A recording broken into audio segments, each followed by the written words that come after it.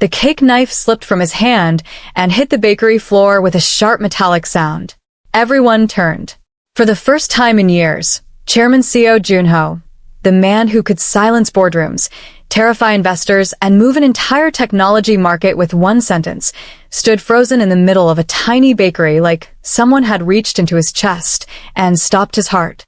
Across the room, behind a glass counter filled with strawberry cream cakes and honey bread, stood the woman he had spent 5 years pretending he had buried. Naomi Carter. His wife. No. His ex-wife. No. That was the problem. Even after 5 years, even after lawyers' silence, scandal, disappearance, and the kind of pain men like him buried under work and expensive suits, his mind still reached for the first word. Wife. She was tying a pink ribbon around a cake box when she looked up. The moment their eyes met, the ribbon slipped from her fingers. Her face changed. Not with joy.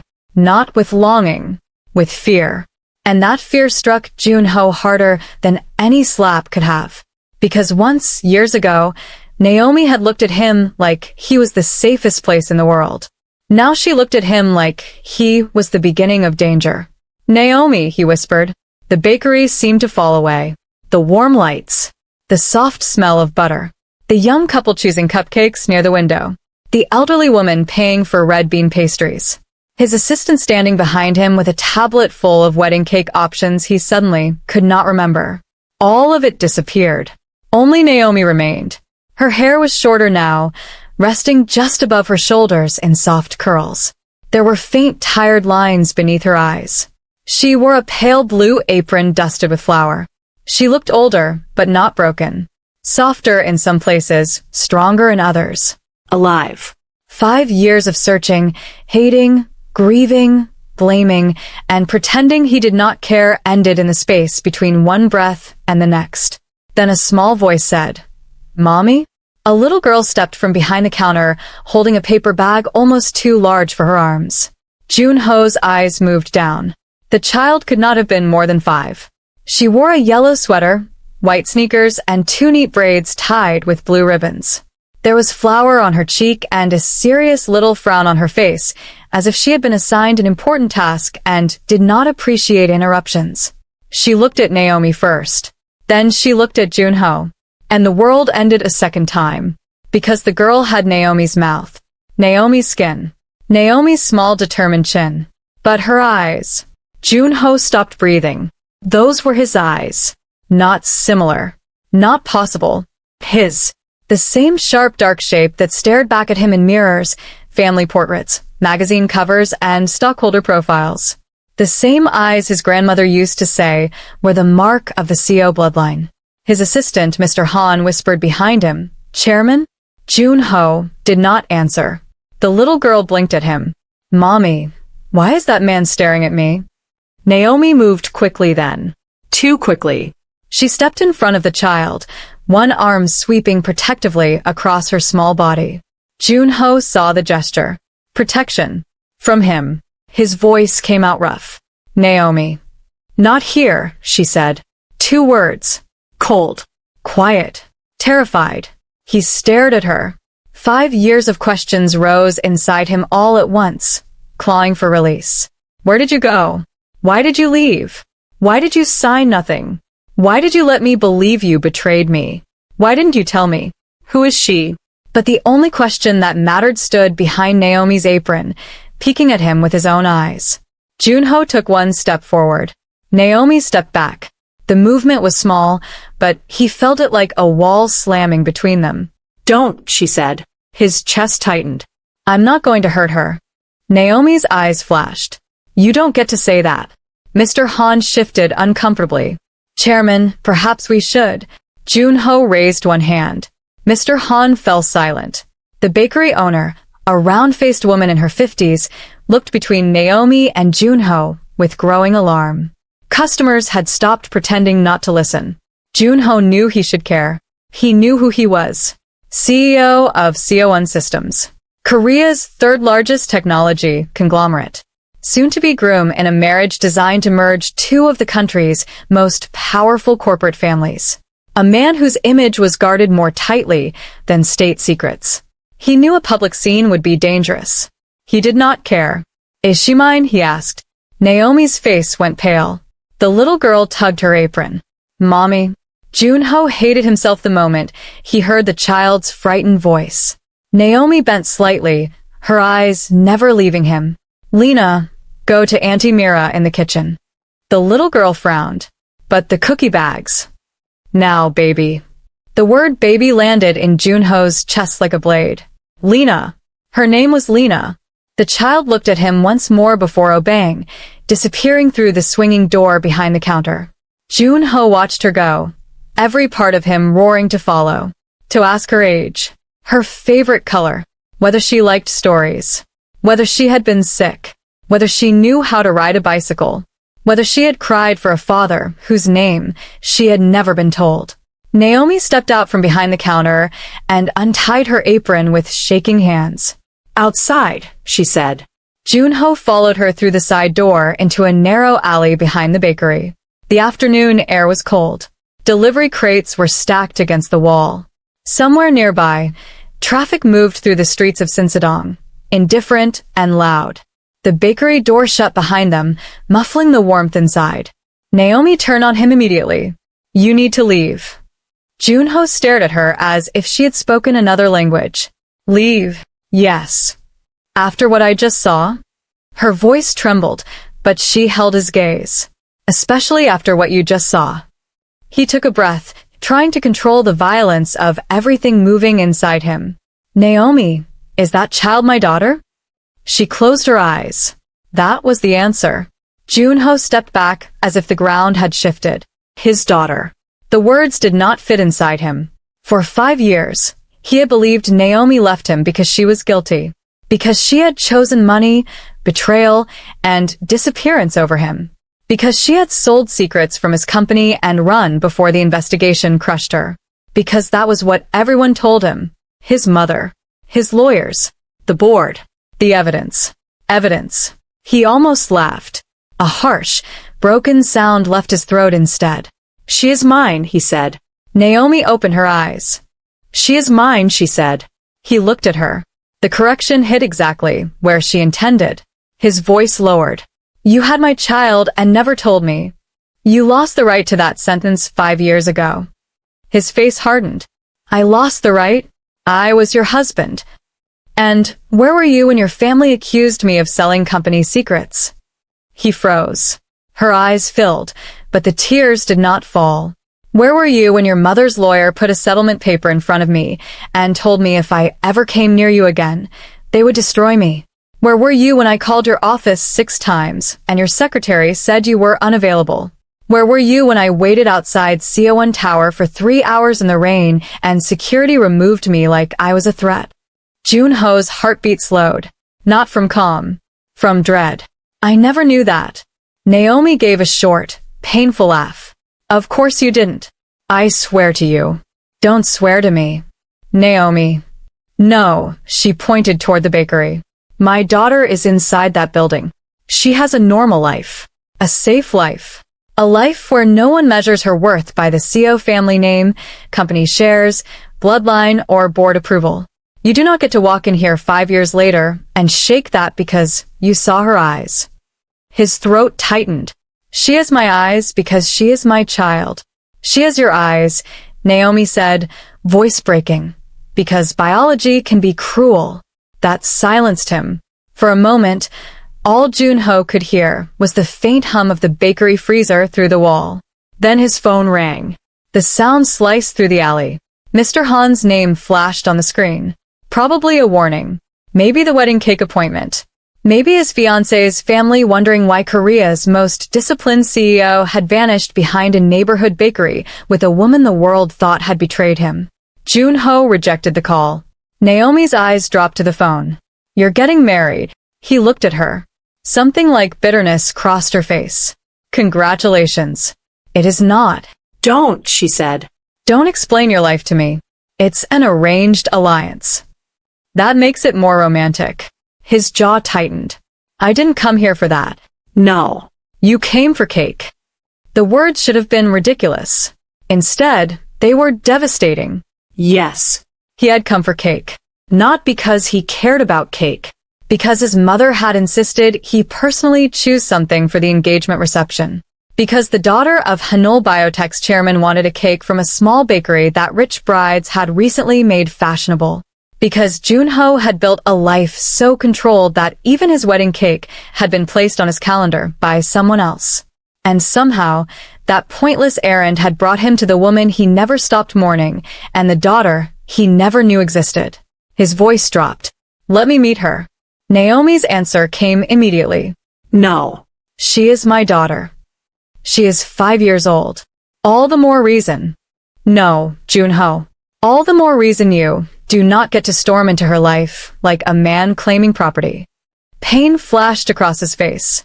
I am not my family. Naomi stared at him for a long second.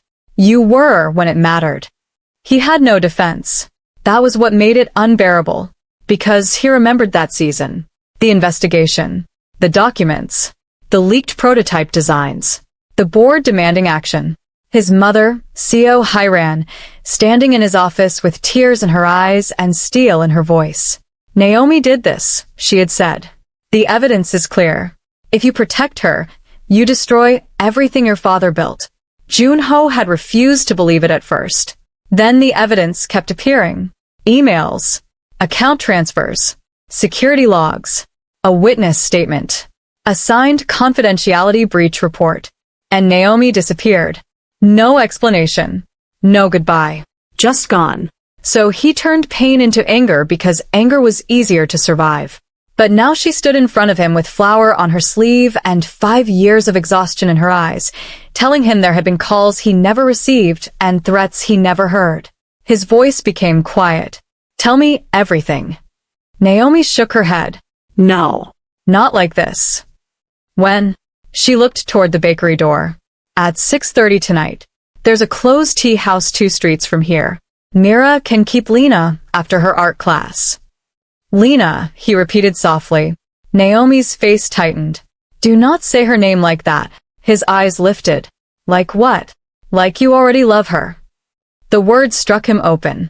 He did not know what to say because the terrible truth was that something inside him had already moved toward the child. Not love in the easy, earned way. Not the love of bedtime stories and school mornings and scraped knees kissed better. But recognition. Blood calling across years of silence. Naomi saw it and looked away. You come alone, she said. No assistant. No lawyer. No driver waiting outside. No mother. If I see anyone from Seoul, I leave. I'll come alone. And Jun-ho? Yes. Her voice hardened. If your family comes anywhere near my daughter before I allow it, I will disappear again. This time, you will not find us by accident. The bakery door opened before he could answer. A young black woman with short twists and a red apron stepped out, eyes sharp. Naomi? Everything okay? Naomi wiped her face quickly. Yes, Mira. I'm coming. Mira looked at Jun-ho in a way that told him she knew exactly who he was and had already decided she did not like him. Lena's asking if the scary rich man left. Naomi flinched. Jun-ho felt the words in his stomach. Scary rich man. That was his daughter's first description of him. Naomi turned to go. He caught himself before reaching for her. 5 years ago, he would have touched her arm without thinking. Now he knew better. Naomi. She paused but did not turn. Does she know anything about me? Naomi's shoulders stiffened. Then she said, she knows her father was too far away to come home. His throat closed. That's all. Naomi finally looked back. No, she said softly. She also knows not to wait at windows. Then she went inside. The door shut behind her. Jun-ho stood in the alley for a long time. When he returned to the bakery, customers pretended not to stare. Mr. Han rushed toward him, panic carefully disguised as professionalism. Chairman, are you all right? Director Seo has called 4 times. Miss Yura's family is waiting for confirmation on the cake selection. Also, there may have been witnesses, so I suggest. Cancel the cake appointment. Mr. Han blinked. Sir? Jun-ho looked toward the kitchen door where Lena had disappeared. Cancel everything until tomorrow morning. That includes the dinner with Hanul Biotech? Yes. The wedding planning session? Yes. The strategy call with Singapore? Yes. Mr. Han went pale. Chairman, your mother will ask why. Jun-ho walked past him. Tell her I found something more important. Mr. Han hurried after him onto the street. More important than the Hanol merger? Jun-ho stopped beside his car. For 5 years, he had lived as if nothing mattered more than the company. Every hour scheduled, every emotion locked, every choice measured by risk, reputation, and legacy. Then a 5-year-old girl with blue ribbons had looked at him and asked why he was staring. And the entire empire had become noise. Yes, he said. Mr. Han swallowed. May I ask what? Jun-ho looked at the bakery window. For one brief second, he saw Lena inside, standing on tiptoe to arrange cookie bags on a shelf. She was frowning again, with intense concentration. His daughter. His. Not as possession. As consequence. As miracle. As accusation. As the life he had missed because he had trusted the wrong people and punished the wrong woman. Jun-ho opened the car door. No, he said. You may not.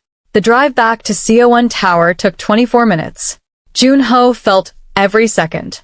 The city passed outside in sharp fragments.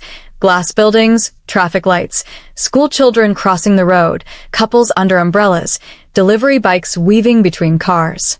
Ordinary life. Lives not shaped by board votes or stock prices or mothers who treated bloodlines like assets. His phone kept vibrating. Mother. Mother. Mother. Europark. Mother. Board office. Mother. He turned the phone face down. Mr. Han watched him carefully from the front passenger seat, but said nothing. Smart man. At Seo Tower, employees bowed as Jun-ho passed through the lobby. He did not see them. The elevator carried him to the executive floor, where everything smelled like polished wood, money, and silence. His office had a view of the Han River. Usually the view steadied him. Today it accused him. He stood before the window and saw not the river, but Naomi's face in the alley. Where were you? The question would not leave him. He opened the old investigation file for the first time in years. The digital folder was buried under restricted archives. Access required 2 passwords and a biometric scan. When the documents appeared on screen, the past returned with cruel efficiency. Breach report, internal audit, email chain, security access logs, termination recommendation, settlement draft. Naomi Carter Seo, suspected transfer of proprietary research documents to competitor-linked entity. Jun-ho clicked on the email chain. He had read it before. Back then, he had read it through pain, through betrayal, through the voice of his mother telling him to be strong, to be a CEO, to protect the company. Now he read it as a man who had just learned he might have been blind. The first email was supposedly from Naomi's private account to an external address. Attached were design schematics for an early AI chip architecture Seo had been developing. He stared at the timestamp. 2:14 a.m. He remembered that night. Naomi had been with him. Not just in the same apartment. With him. He remembered because she had fallen asleep on his chest while rain hit the windows. He had woken briefly around 2 when she shifted in her sleep and complained that his heartbeat was too loud. His fingers went cold. He opened the security logs. Naomi's badge had accessed research floor 12 at 1:52 a.m. Impossible. She had been asleep beside him. Unless someone else used her badge. Jun-ho leaned closer to the screen. A knock sounded at the door. He did not look up. Not now. The door opened anyway. Only one person in the company would ignore him like that. Seo Hyren entered wearing a white suit and pearls, her silver hair twisted into a perfect knot. At 62, his mother looked like a woman carved from discipline. Nothing about her ever appeared accidental. Not her clothes. Not her smile. Not her cruelty. Your assistant says you canceled the cake tasting, she said. Jun-ho closed the file window slowly. I did. The Park family is offended. They'll survive. Her eyes narrowed slightly. Yura called me. She said you sounded distracted. I did not speak to Yura. That is the problem. He turned from the desk.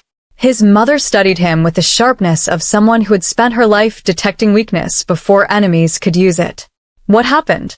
Jun-ho looked at her and, for the first time in years, wondered what else she had hidden behind that elegant face. I saw Naomi today. The air changed. Not much. A lesser man would have missed it. But Jun-ho was her son. He saw the tiny pause before her inhale, the faint tightening at the corner of her mouth, the calculation. Then she said, "Where?" Not surprise. Not shock. Where? His heart dropped another inch. At a bakery in Sinsadong. His mother's eyes cooled. She should have stayed gone.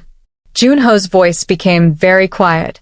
You knew she was in Korea? No. Too fast. He stepped closer. Mother. Her chin lifted. I knew she had not returned to America. That is not what I asked. And I answered what matters. His hands curled at his sides. She has a child. This time, his mother did not control her reaction quickly enough. Her eyes sharpened. Jun-ho felt the last fragile hope inside him begin to crack. You knew, he said. I knew nothing. She is 5. Silence. My daughter is 5. His mother looked toward the window, then back at him. If that child is yours, then the woman is more shameless than I thought. The words moved through him like ice. For 1 second, Jun-ho was not a CEO, not a son trained to obey legacy, not a man preparing to marry a woman chosen for corporate strategy. He was a father who had just heard his mother insult his child. Do not speak about her that way. Hiran stared at him. A flash of surprise crossed her face, then hardened into anger. You saw this woman once after 5 years, and already she is rewriting your mind. No. She is correcting history. History? His mother laughed softly. History is that Naomi betrayed this family, ran from investigation, refused to defend herself, and let you carry humiliation while she disappeared. She called my office. His mother went still. Jun-ho watched her carefully. She came to Seo Tower. No answer. She waited outside in the rain. Hiran's lips pressed together. Jun-ho's voice dropped. Did you know? His mother's silence answered before her mouth did. She was not allowed access for security reasons. The room tilted. Jun-ho stared at her. You blocked her. She was under investigation. She was my wife. She was a liability. The word detonated something inside him. Liability. Not woman. Not daughter-in-law. Not person. Liability. Jun-ho stepped back as if distance could stop him from saying something unforgivable. His mother's voice sharpened. You will not let sentiment destroy what generations built. He looked at her. I had a daughter. If true, you have a complication. No, he said. I have a daughter. Hiran's gaze hardened. You are engaged to Yura Park. In 6 weeks, your marriage will secure Hanul Biotech's battery division and stabilize Seoul's expansion. The board has already accepted the alliance. Public announcement is complete. Contracts are being finalized. Jun-ho's voice was cold. Then, unfinalize them. Her face went still. You are emotional. Yes, he said. Apparently, I still can be. This is exactly why I handled things 5 years ago. He heard it. The confession hidden inside the defense. His body became very still. What did you handle? Hiran turned away. I protected you. From what? From a woman who would have dragged you into scandal. From what? He repeated. She spun back. From weakness. Her voice rang through the office.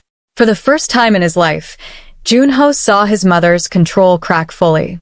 You were ready to choose her over the company, over your father's work, over your blood. You would have followed that woman anywhere because she made you feel ordinary, and ordinary men do not build empires.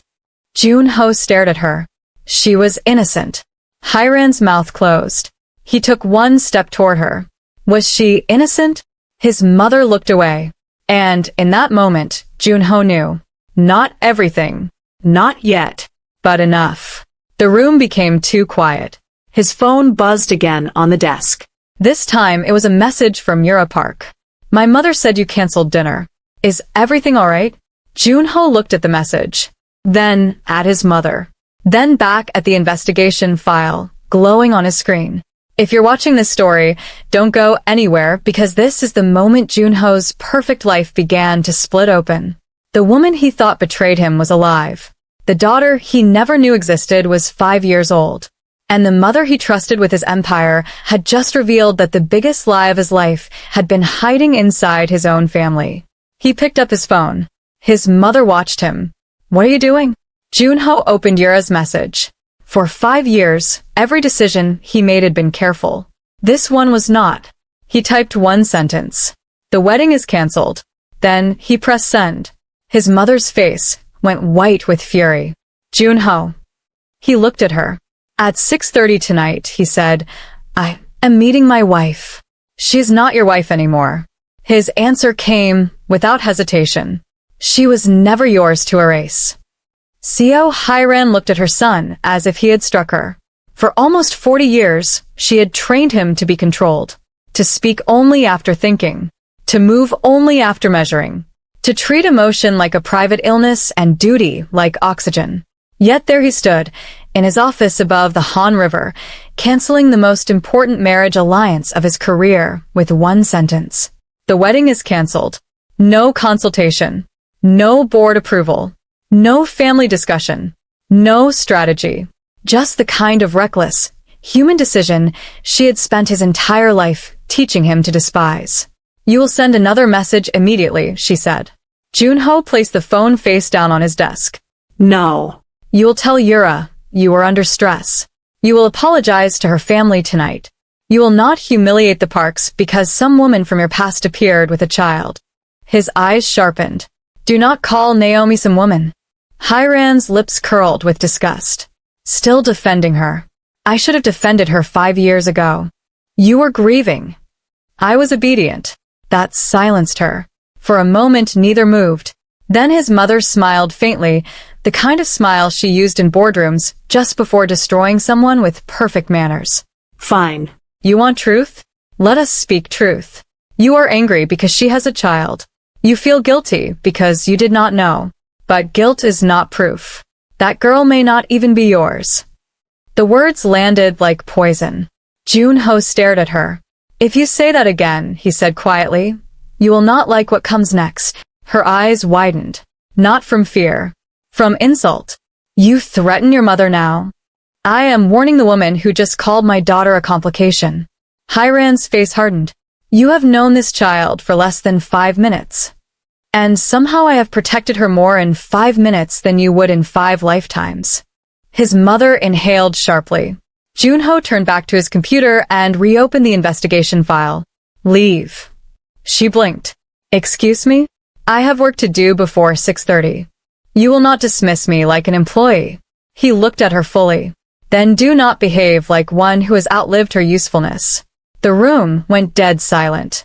For the first time since he was a child, Jun-ho saw his mother lose words.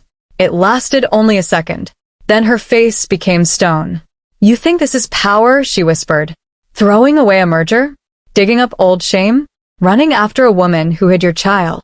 Jun-ho's fingers tightened on the edge of his desk. "She hid my child from you. That is the same thing." No, he said. "It is the difference between protection and punishment." Hyran stared at him for a long moment. Then she stepped closer. "Listen carefully. If you drag Seo into scandal, the board will move. Your father's allies are not sentimental. They accepted you because you never embarrassed the company. If you become unstable, they will replace you. Let them try." "You think you are untouchable?" "No," his voice dropped. "I think I am tired of being touched only by duty." Her face changed again. A mother, a real one, might have heard the pain beneath that sentence. Hyran heard weakness. "Your father would be ashamed." For years, that line would have ended any argument. Jun-ho's father had died when he was 22, leaving behind a company half-built, a grieving widow, and a son who inherited not just shares but expectation. Hyran had made his father into a ghost that watched every decision. Every sacrifice became for him. Every denial became because of him. Every act of cruelty became loyalty to his name. But today, Jun-ho thought of Lena. A daughter, he had never held. A child who had been told not to wait at windows. And his father's ghost became very small. No, he said. He would be ashamed that I let you speak for him this long. Hiran slapped him. The sound cracked through the office. Jun-ho's head turned slightly. Neither moved. Outside the glass walls, two senior executives froze in the hallway before quickly pretending they had seen nothing. Slowly, Jun-ho looked back at his mother. His cheek burned. But the pain did nothing. After seeing Naomi's fear and Lena's eyes, there was no pain his mother could give him that mattered. Hiran's hand trembled once before she lowered it. You are making the greatest mistake of your life, she said. No, Jun-ho replied. I made it 5 years ago. She turned and walked out. The moment the door closed, Jun-ho exhaled for what felt like the first time in years. Then the phone on his desk rang. Yura Park. He let it ring twice. Then answered. Yura. Her voice was cold. Not tearful. That was something he respected. Is it true? Yes. My father is furious. I expected that. My mother is humiliated. I regret the public embarrassment. But not the cancellation? No. A pause. Then Yura laughed once, humorless. At least you're honest now. Jun-ho closed his eyes briefly. I should have spoken to you in person. Yes, she said. You should have. But since we are apparently choosing honesty today, let me offer some too. You never wanted to marry me. No. And I never wanted to marry you. He opened his eyes. That surprised him. Yura continued. I wanted the alliance. I wanted the position.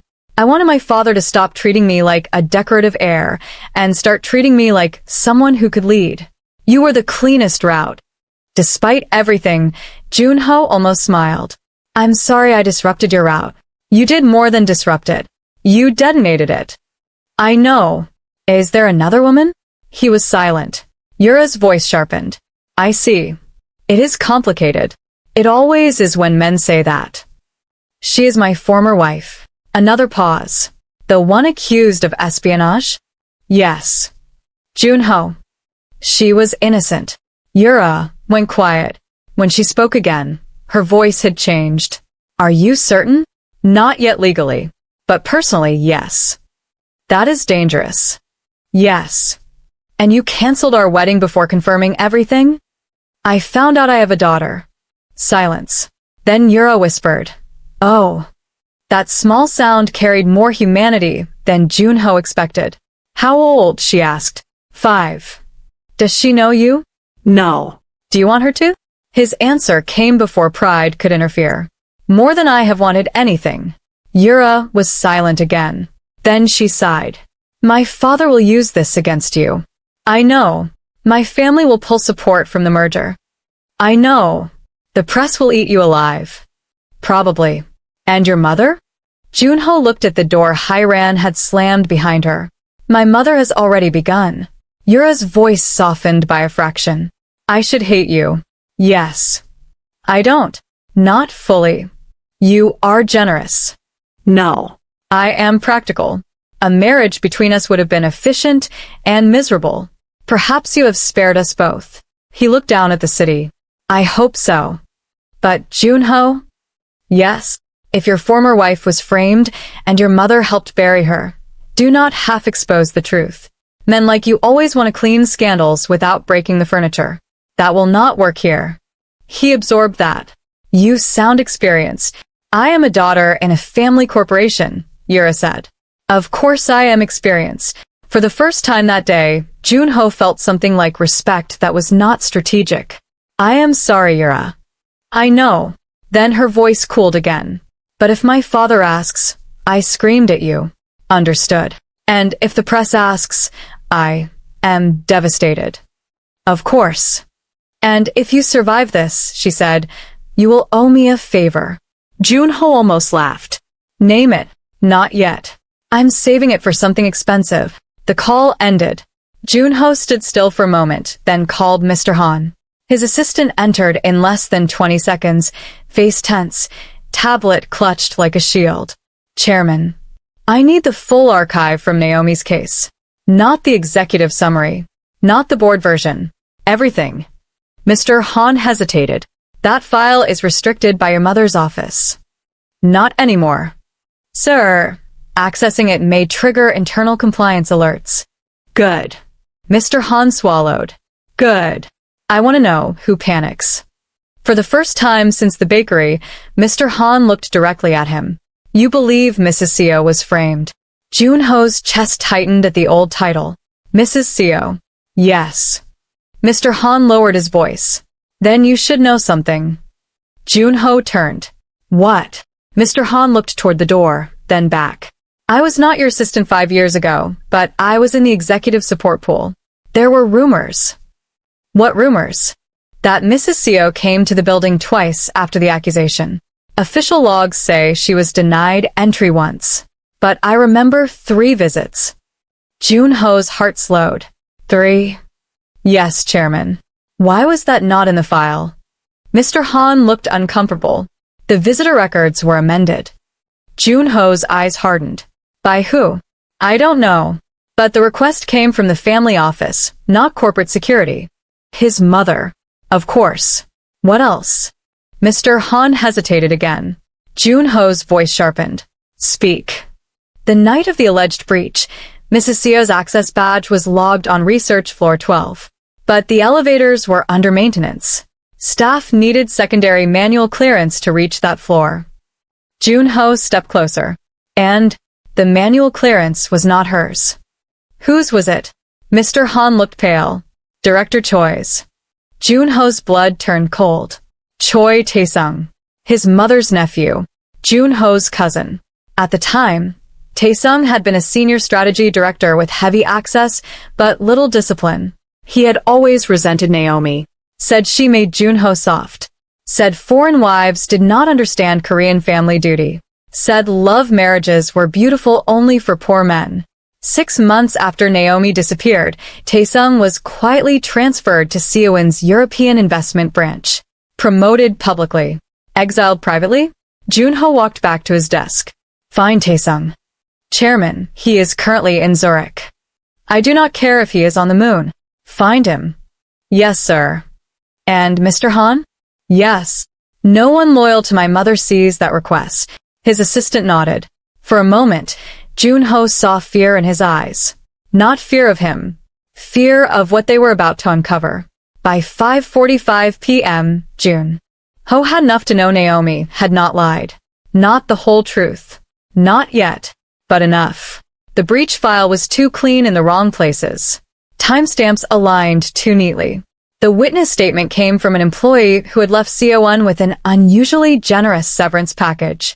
Security footage from the hallway outside research floor 12 was missing exactly 11 minutes. Naomi's alleged transfer account had been opened with documents copied from an HR file. Every piece of evidence that once convinced him now looked manufactured. Not sloppy. Professional. Family professional. At 6:10, Jun-ho left Seoul Tower alone. No driver. No assistant. No security. He drove himself for the first time in almost 2 years. The tea house Naomi chose was hidden behind a narrow lane near the bakery. Its windows were covered with bamboo screens, and the sign outside was small enough to miss if one was not looking carefully. It was exactly the kind of place a woman chose when she wanted privacy, but not intimacy. Jun-ho arrived at 6:24. Naomi was already there. She sat in the corner booth facing the entrance because of course she did. Survivors rarely sat with their backs to doors. He noticed that now and hated that he had not known to notice before. She wore a dark green sweater and no apron. Her hair was pulled back. There was a folder on the table beside her hand. Jun-ho stopped a few feet away. I came alone. Naomi's eyes moved past him toward the entrance. I know. Mira checked. He almost smiled. I believe her capable. She is. Naomi gestured to the seat across from her. He sat. For several seconds, neither spoke. The tea between them steamed gently. Finally, Jun-ho said, She is beautiful. Naomi's face tightened immediately. Don't start with Lena. How can I not? Because you do not get to rush past 5 years of damage because you saw her face. He accepted that. You are right. That seemed to surprise her. He looked down at his hands. I spent the afternoon reading the file. Naomi went still.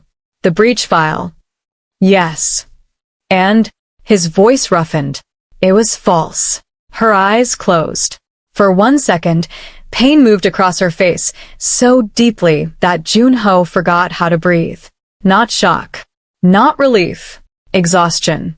The exhaustion of a woman who had known the truth for 5 years and gained nothing from it. When she opened her eyes, they were wet. You believe that now? The word now cut him. Yes, he said. Now. She gave a small, broken laugh. I begged you to believe it then. I know. No, she said, the tears finally falling. You don't know. You don't know what it felt like to sit across from your mother's lawyer with a pregnancy test in my bag while he told me I had 24 hours to leave Korea or be arrested. You don't know what it felt like to call your office and hear someone say Chairman Seo is unavailable like I was a stranger selling insurance. Jun-ho's body went still. Pregnancy test. His voice almost failed. You knew. Naomi looked at him. I found out 2 days before the accusation. He closed his eyes. The pain was physical. I was going to tell you that weekend, she said. I bought these stupid tiny shoes because I thought it would be cute. I was nervous, but happy. Terrified, but happy. Her voice broke. Then your mother called me to Seo Tower. Jun-ho opened his eyes. What happened?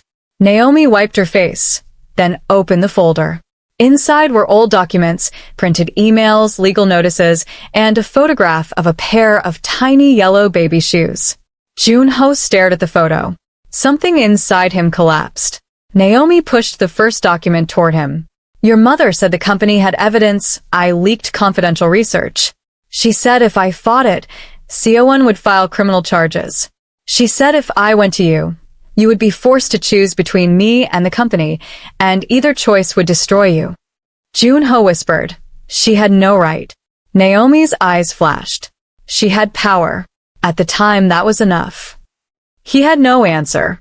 She offered me money, Naomi continued. A settlement. Quiet departure. Permanent silence. I refused. Jun-ho looked up. She threatened the baby then? Naomi nodded once. She said if the child was yours, the Seo family would take custody. She said I had no money, no family in Korea, no clean reputation, and no chance against them in court. She told me my child would be raised by the family I betrayed. Jun-ho stood abruptly. The chair scraped loudly against the floor. Naomi flinched. He froze immediately. Pain crossed his face. I'm sorry. Slowly, he sat again. His voice was barely controlled. She threatened to take Lena. Yes. He looked toward the window, breathing like each inhale had edges. For years, he thought Naomi left because she was guilty. Instead, she had run because she was a mother. And he had not been there. Naomi watched him, but there was no softness in her face yet. I waited for you, she said. That's the part one hates admitting most. Even after everything, I waited. I thought, when Jun-ho hears this, he'll come. He'll ask me. He'll know I didn't do it. His eyes burned. I should have. Yes, she said. You should have. No shouting. No cruelty. Just truth. It hurt more. I went to the tower, she continued. Security removed me. I sent letters. They came back. I called. Your office blocked me. Finally, one of your mother's men came to my apartment and told me the next visit would not end with a warning. Jun-ho's hands shook on the table. Naomi noticed. Don't perform rage for me. His eyes lifted. I'm not. Then control it. I spent years being afraid of what powerful people did when they got angry. Your anger does not comfort me. He swallowed hard. You are right. She studied him. You keep saying that, because I was wrong. For a moment, the tea house noise filled the silence between them. Cups clinking, water pouring, a low conversation in the far corner. Then Naomi reached into the folder and pulled out a small envelope. She placed it on the table. What is that? Jun-ho asked.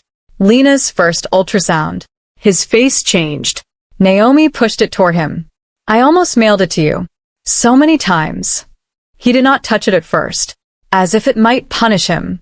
Finally, with careful hands, he opened the envelope and pulled out the faded image. There she was, tiny, unformed, a blur of life in black and white. His daughter before she had a name. Jun-ho's vision blurred. I missed everything, he whispered. Naomi's voice softened despite herself. Yes. Her birth. Yes. Her first steps. Yes. Her first word. Naomi looked down. It was Moon. He let out a broken breath. Moon. She saw it through the window, pointed, and said Moon like she had discovered it. Jun-ho covered his mouth with his hand. Naomi looked away, crying silently now. She likes swimming, Naomi said. And blueberries. And she hates carrots unless I pretend they are orange coins. She asks too many questions. She sleeps with one sock on and one sock off. She thinks birthdays should last 3 days. When she is angry, she goes very quiet, which, a painful smile touched her mouth. Which I suppose she gets from you. Jun-ho laughed once through tears. It almost destroyed him. I want to know her, he said. Naomi's face closed again. No. The answer hit him, but he nodded slowly. Not yet, he said. I said no. Naomi. No, Jun-ho. You don't understand. This is not just about you wanting to be a father. Lena is a child, not a missing position in your life. She has routines, trust, safety. She has never met you. I know. You cannot enter as Chairman Seo. You cannot bring gifts larger than her world. You cannot have your people run background checks on her teachers. You cannot decide a school, a house, a future, a surname, a public statement. I know, he said again. Her eyes flashed. Do you? Because men like you say they know and then send lawyers. I will not send lawyers. Your mother will. My mother no longer speaks for me. Naomi's expression hardened. She never should have. He accepted the blow. You are right. She sat back, exhausted. I need time. How much? As much as I decide. He nodded. What can I do? Naomi looked at him carefully, as if searching for the trap in the question. You can start by not announcing her. Jun-ho hesitated. Naomi saw it instantly. What? The board will find out. That is not my problem. It may become yours if my mother moves first. Her face went cold. What does that mean? It means if she knows Lena exists, she will try to control the narrative. She may accuse you again. She may question paternity. She may paint you as an opportunist returning because of my engagement. Naomi's face paled, but her voice stayed firm. Then stop her. The command landed between them. Simple. Impossible. Necessary. Jun-ho looked at the ultrasound again. Then, at Naomi. I will. She leaned forward. No. Do not say it like a husband. Do not say it like a man seeking forgiveness. Say it like the CEO they are all afraid of. His eyes changed. Naomi saw it. Not cruelty. Decision. Jun-ho placed the ultrasound carefully back into the envelope. I will stop her. For the first time that evening, Naomi looked like she almost believed him. Almost. His phone buzzed. He ignored it. It buzzed again. Naomi glanced at it. Answer. No. If it is your mother, answer. He looked at her. Naomi's face hardened. I want to hear what she says when she thinks I am not listening. Jun-ho picked up the phone. Mother. He answered and put it on speaker. Hiran's voice cut through immediately. Where are you? Jun-ho looked at Naomi, then said, with Naomi. Silence. Then his mother's voice dropped. You foolish boy. Naomi's fingers tightened around her cup. Hiran continued, leave now. Whatever she told you is manipulation. That child is leverage, nothing more. Jun-ho's eyes never left Naomi's face. Her name is Lena. His mother laughed coldly. I do not care what she named it. The tea house seemed to go silent. Naomi went white. Jun-ho's voice became something Naomi had never heard before. Not loud, not angry, deadly. You refer to my daughter with respect. Hiran paused, then said, so she has trapped you already. Naomi closed her eyes. Jun-ho spoke carefully. You framed Naomi. His mother's breath sharpened. Do not say such things over the phone. That was answer enough. Naomi's eyes opened. Jun-ho leaned closer to the phone. You erased her visits, blocked her calls, threatened custody of a child you knew might be mine, because you were too weak to do what needed to be done. Naomi flinched. Jun-ho's face hardened. What needed to be done was the truth. The truth? Hiran snapped. The truth is that Seo was under attack. The board was circling. Your cousin made a mistake, and if it became public, your father's company would have bled billions. Naomi stopped breathing. Jun-ho's voice lowered. Taesung leaked the files. Silence. Then Hiran said, he was young. Naomi laughed once. A broken, disbelieving sound. Jun-ho looked at her and felt shame burn through him. His mother continued. Naomi was convenient. She had access through you. She had no family power. No one would question it for long. She could leave and rebuild elsewhere. Naomi whispered, rebuild. Hiran froze. She had not realized Naomi was listening.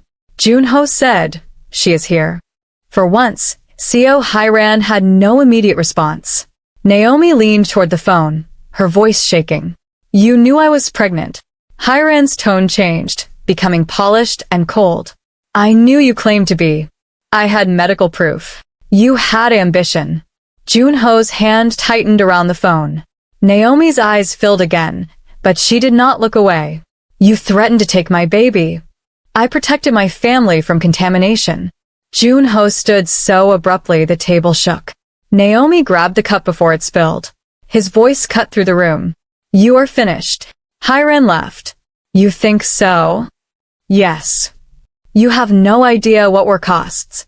Jun-ho looked at Naomi, at the envelope containing the ultrasound, at the woman who had carried his daughter alone because his family made fear look like law.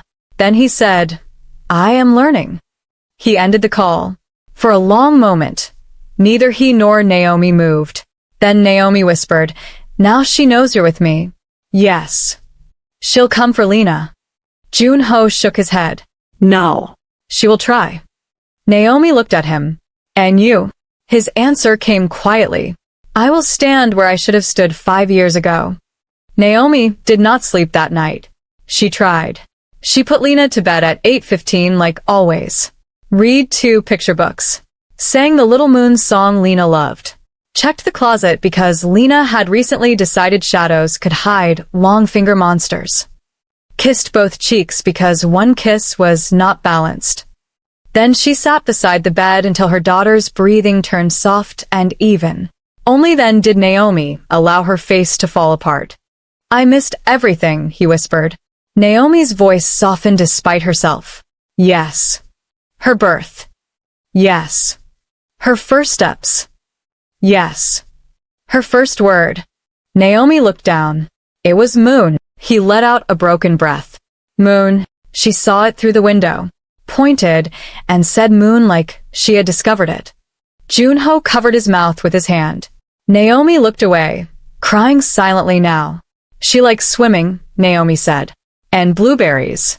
And she hates carrots unless I pretend they are orange coins. She asks too many questions. She sleeps with one sock on and one sock off. She thinks birthdays should last 3 days.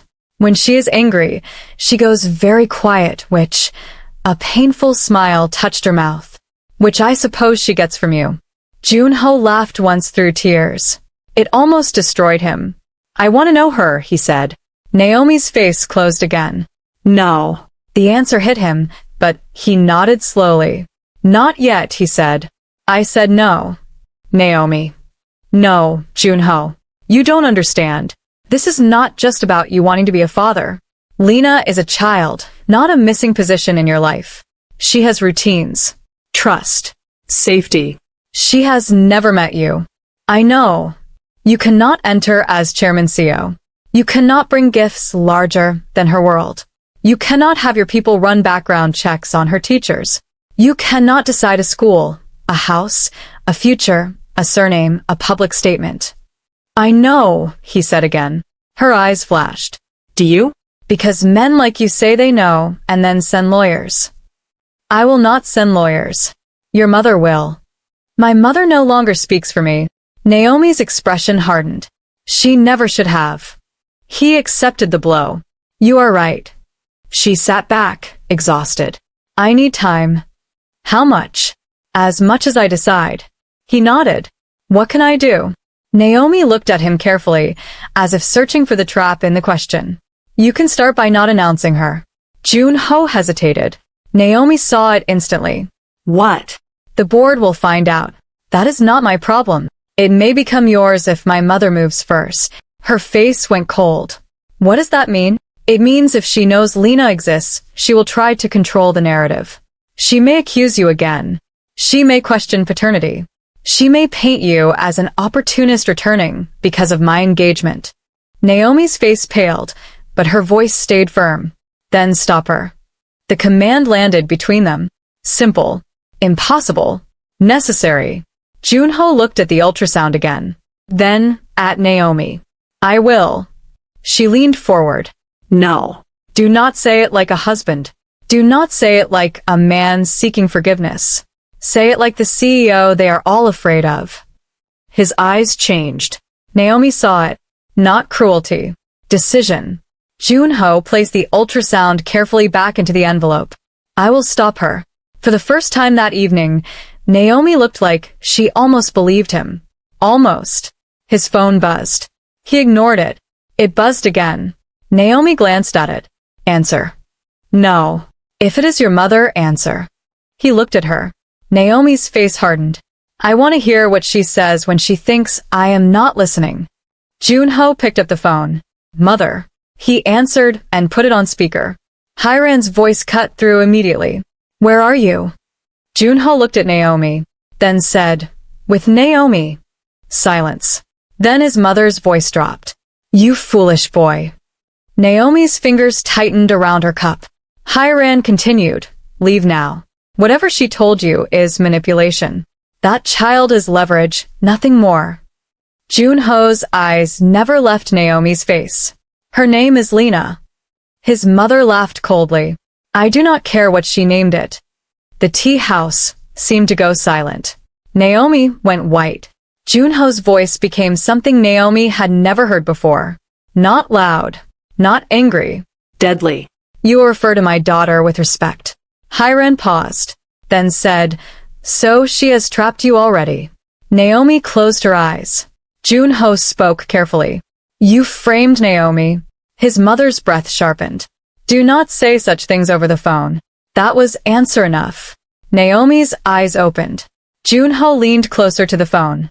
You erased her visits, blocked her calls, threatened custody of a child you knew might be mine, because you were too weak to do what needed to be done. Naomi flinched. Jun-ho's face hardened. What needed to be done was the truth. The truth? Hiran snapped. The truth is that Seo was under attack. The board was circling. Your cousin made a mistake, and if it became public, your father's company would have bled billions. Naomi stopped breathing. Jun-ho's voice lowered. Taesung leaked the files. Silence. Then Hiran said, he was young. Naomi laughed once. A broken, disbelieving sound. Jun-ho looked at her and felt shame burn through him. His mother continued. Naomi was convenient. She had access through you. She had no family power. No one would question it for long. She could leave and rebuild elsewhere. Naomi whispered, rebuild. Hiran froze. She had not realized Naomi was listening. Jun-ho said, she is here. For once, Seo Hiran had no immediate response. Naomi leaned toward the phone, her voice shaking. You knew I was pregnant. Hiran's tone changed, becoming polished and cold. I knew you claimed to be. I had medical proof. You had ambition. Jun-ho's hand tightened around the phone. Naomi's eyes filled again, but she did not look away. You threatened to take my baby. I protected my family from contamination. Jun-ho stood so abruptly the table shook. Naomi grabbed the cup before it spilled. His voice cut through the room. You are finished. Hiran laughed. You think so? Yes. You have no idea what were costs. Jun-ho looked at Naomi, at the envelope containing the ultrasound, at the woman who had carried his daughter alone because his family made fear look like law. Then he said, I am learning. He ended the call. For a long moment, neither he nor Naomi moved. Then Naomi whispered, Now she knows you're with me. Yes. She'll come for Lena. Jun-ho shook his head. No. She will try. Naomi looked at him. And you? His answer came quietly. I will stand where I should have stood 5 years ago. Naomi did not sleep that night. She tried. She put Lena to bed at 8:15 like always. Read 2 picture books. Sang the Little Moon song Lena loved. Checked the closet because Lena had recently decided shadows could hide long finger monsters. Kissed both cheeks because one kiss was not balanced. Then she sat beside the bed until her daughter's breathing turned soft and even. Only then did Naomi allow her face to fall apart. You think the public will admire you? They will call you weak. They will ask how a CEO failed to know his own wife was framed. Investors will lose confidence. The board will question your judgment. Hanul Biotech will withdraw. Your engagement collapse will become scandal. Is that the father you want to be? A ruined one. Jun-ho picked up the ultrasound photo. I would rather Lena know me ruined than never know me at all. You sentimental fool. Yes, he said. Apparently fatherhood begins with foolishness. She is not your daughter until proven. Jun-ho's eyes darkened. You will not question her again. I will question anything that threatens my company. It is not your company. It became mine when your father died and left me a boy too heartbroken to stand. That struck somewhere old. Jun-ho remembered his father's funeral. The rain. The cameras. His mother's hand gripping his shoulder so tightly it hurt. Her whisper in his ear as people bowed before them. Do not cry where they can see you. The company has lost one man. It cannot lose 2. He had been 22. A son trying not to break. A boy turned into a chairman before his grief learned how to speak. His mother heard his silence and pushed. I made you. No, Jun-ho said quietly. You managed me. You ungrateful. I will call an emergency board meeting tomorrow at noon. Hirand went silent. He continued, I will disclose that internal evidence suggests Naomi Carter CEO was falsely accused. I will suspend all executives connected to the original investigation pending independent review. I will postpone the Hanul merger indefinitely. And I will announce that I have a daughter. His mother inhaled sharply. You will do no such thing. I already sent the notices. Jun-ho. Good night, mother. If you do this, I will not protect you. He almost smiled. You never did. He ended the call. Then he called Mr. Han. His assistant answered on the second ring, voice thick with sleep but alert. Chairman. Prepare the emergency board packet. Evidence summary. Timeline of irregularities. Legal exposure. Outside counsel recommendation. Include a section on public disclosure. Yes, sir. And Mr. Han? Yes. Find a child psychologist. There was a pause. A child psychologist, sir? Yes. Someone experienced with reunification after parental absence. Quietly. No CO1 connection. Mr. Han's voice softened slightly. For Miss Lena? Jun-ho closed his eyes. Yes. I'll find the best. No, Jun-ho said. Find the safest. By morning, the war had begun. At 7:40 a.m., business reporters began calling Seoul's communications office about rumors of the cancelled wedding. By 8:15, Hanul Biotech's chairman had requested a private call and used the phrase grave insult 3 times. By 9 o'clock, 2 board directors demanded an explanation. By 9:30, Seo Hirand's allies were already whispering that Jun-ho had suffered a personal crisis and might need temporary leave. Jun-ho listened to the reports without expression. At 10:05, Europark released a public statement. After thoughtful discussion, Chairman Seo Jun-ho and I have mutually agreed not to proceed with our marriage arrangement. I ask the public to respect the private nature of this decision. It was elegant, controlled, A lie, but a merciful one. Jun-ho read it twice, then sent her a message. Thank you. Her reply came immediately. You owe me something expensive. He almost smiled. Then Mr. Han entered. The board is assembling. Your mother arrived early. Of course she did. She is speaking privately with Director Ma and Director Shin. Jun-ho nodded. And outside counsel? On standby. The independent forensic team? Ready. And Naomi? Mr. Han hesitated. I did not contact her, as instructed. Jun-ho looked up. Good. He wanted to call her. To warn her. To tell her what he was about to do. To ask if she was afraid. To hear Lena's voice in the background. To build a bridge too quickly because 5 years had already been stolen. But Naomi had asked for time. So he gave her the only apology he could offer that morning. He did not intrude. At 11:12, a sealed envelope arrived at Naomi's bakery. Mira accepted it from a courier and brought it into the kitchen like it might explode. It's from him, she said. Naomi wiped her hands on a towel. Lena was at kindergarten. Thank God. Naomi opened the envelope. Inside was one page. Naomi. At noon today, I am calling an emergency board meeting. I will disclose the irregularities in the case against you and request an independent investigation. I will not reveal Lena's location, school, image, or personal details. I intend to acknowledge that I have a daughter only if my mother or the board attempts to weaponize her existence first. I will not ask you to trust me.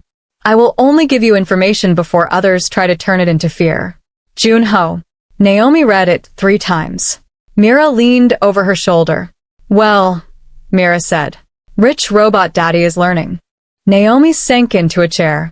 Her hand trembled around the paper. He's going against them. Good. You keep saying good like these people don't destroy lives professionally. Mira sat across from her. They already destroyed yours once. The question is whether you want to spend the rest of your life hiding so they feel comfortable. Naomi looked at the doorway where Lena usually ran in after school shouting about snacks, stickers, and injustices involving crayons. I want Lena safe. I know. What if safety and truth pull in opposite directions? Myra's face softened. Then you walk slowly, but you still walk. At noon, Jun-ho entered the CO1 Systems boardroom. 21 people sat around the long black table. Directors, legal officers, strategy heads, independent observers.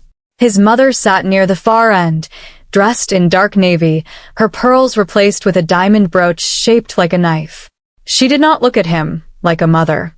She looked at him like opposition. Good, he thought. It made things cleaner. Cameras were not allowed inside board meetings, but minutes were recorded. Legal counsel sat ready. Mr. Han stood at the back with the presentation file. Jun-ho took his seat at the head of the table. Director Ma spoke first. Chairman Seo, before we begin, the board requires explanation regarding your sudden cancellation of the Park Alliance. The market impact could be severe. Director Shin added, there are also concerns regarding your personal stability. Jun-ho looked at him. My personal stability. Shin cleared his throat. You have canceled a major merger-linked marriage, suspended several calls, and summoned an emergency meeting within 24 hours. It is reasonable to ask whether personal matters are interfering with corporate judgment. Seo Jun-ho leaned back slightly. There it was. The first blade. Jun-ho placed both hands on the table. Personal matters interfered with corporate judgment 5 years ago. That is why we are here. The room shifted.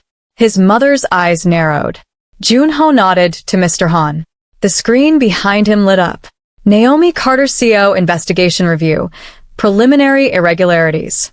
A murmur moved through the boardroom. Director Ma frowned. Why are we discussing this?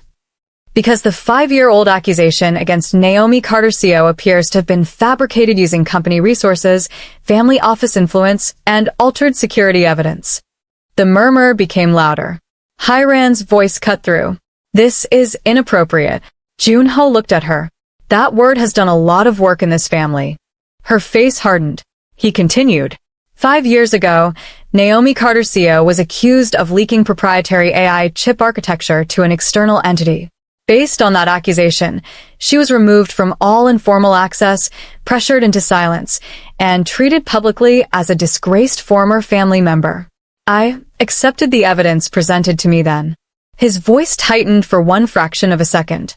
That was my failure. Director Shin said, "Chairman, are you suggesting the company knowingly?"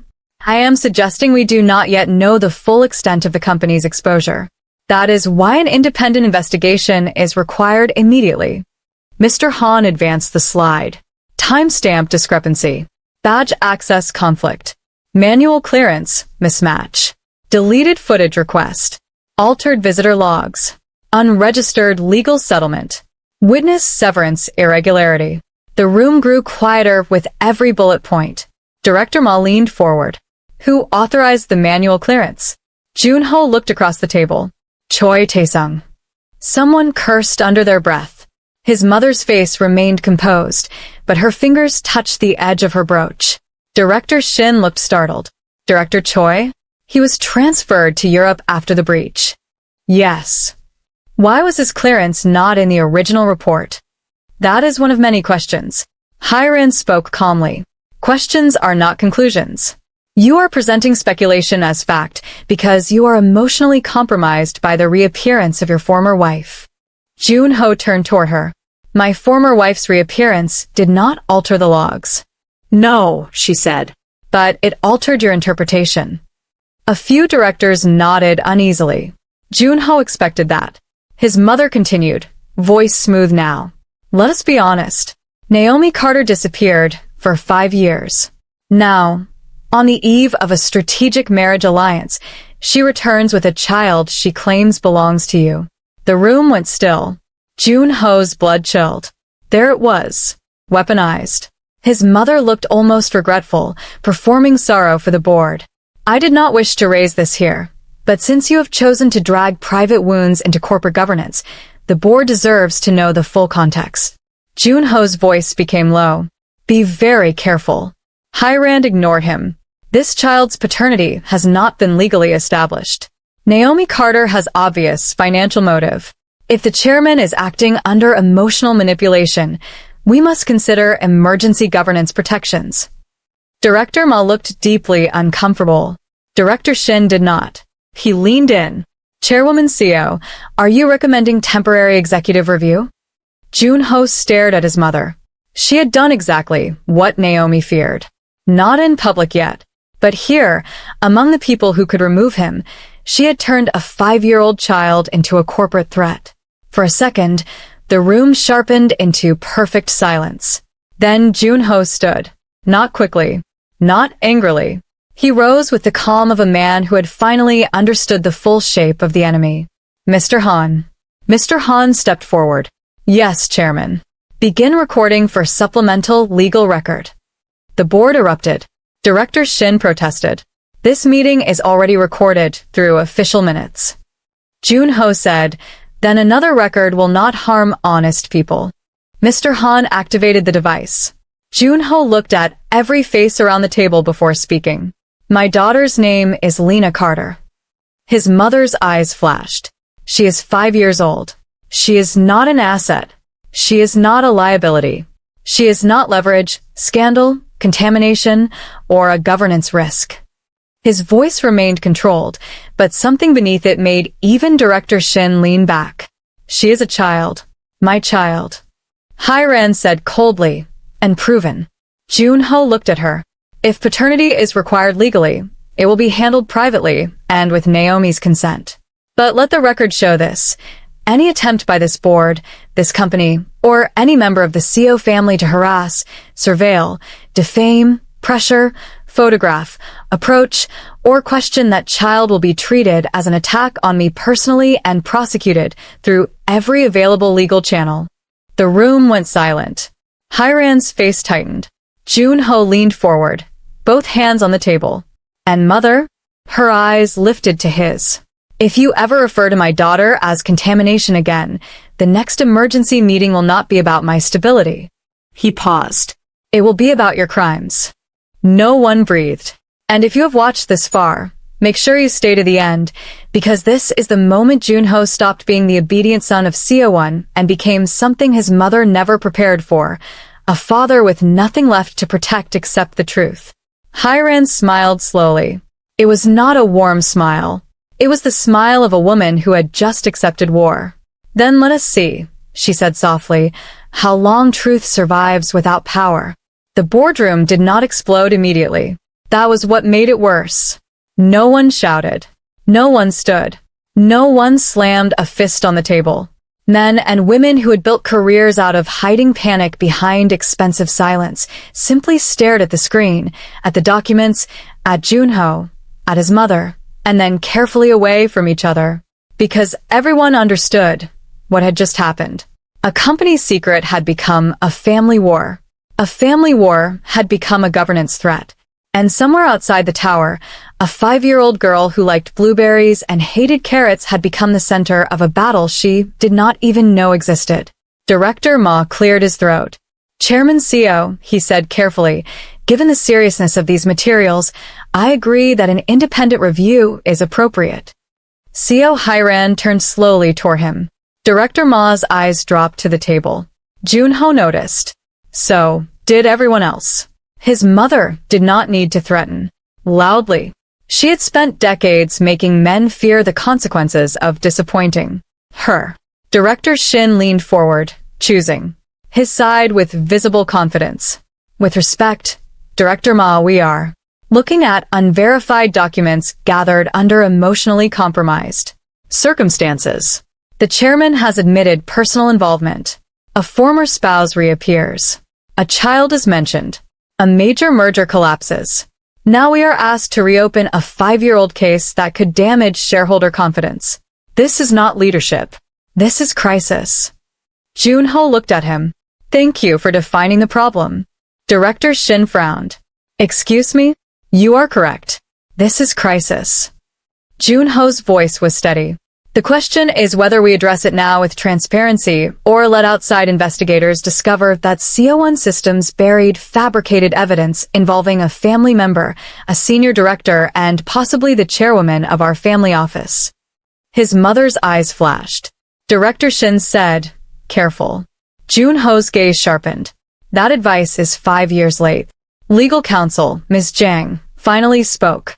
Chairman Seo, if the evidence has been altered or fabricated, and if company resources were used to pressure Mrs. Carter Seo into silence, our exposure is significant.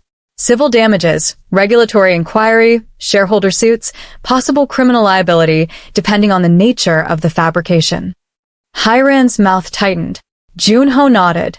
Which is why I am moving for an independent investigation under outside counsel, immediate preservation of all documents, suspension of implicated executives from access to archives, and formal protection against retaliation for Naomi Carter and her child. Her child, Director Shin said. Jun-ho's eyes moved to him slowly. My daughter.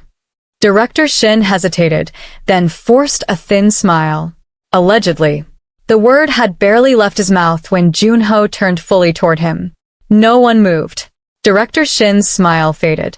Jun-ho did not raise his voice. Director Shin, you will not use that word again in reference to my child. This is a boardroom, Chairman. Precision matters. So, does survival? Jun-ho replied. Choose both. The room went still. Director Shin's face reddened, but he said nothing more. Hye-ran leaned back. This is exactly the instability I warned you about. You threaten directors now. Jun-ho looked at her. No. I clarify boundaries. You should learn the difference before the independent investigators arrive. Director Ma glanced at Ms. Jang. Can the chairman call such an investigation without a full board vote? Ms. Jang folded her hands. Under emergency ethics provisions, yes, if there is credible risk of evidence tampering or executive misconduct. But a board ratification vote is advisable. Then vote, Jun-ho said. His mother's lips curved faintly. That smile unsettled him. It was not confidence. It was calculation. Director Shin spoke first. I move that the chairman temporarily recuse himself from matters involving the Naomi Carter case due to personal conflict. Hye-ran immediately added, seconded. Jun-ho had expected it. Still, hearing it made the room colder. Director Ma looked alarmed. That is premature. It is necessary, Hiran said. He has threatened board members, cancelled a strategic marriage, and introduced a paternity claim into corporate proceedings. Jun-ho watched her. She was not trying to win the truth. She was trying to remove him from the truth. Ms. Jang looked uneasy. A recusal motion can be considered, but removing the chairman from oversight entirely would require broader governance review. Director Shin said, "Then begin it."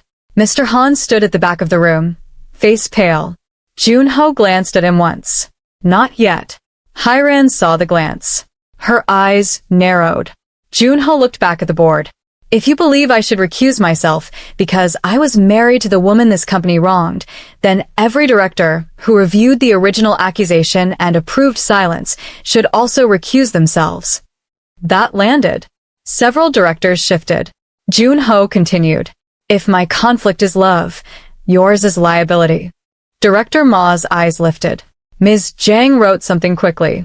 Hiran's expression hardened. That is emotional language. No, Jun-ho said. That is legal exposure with better rhythm. Someone near the far end almost coughed. Hiran turned her gaze in that direction, and the sound died. Jun-ho placed both palms flat on the table.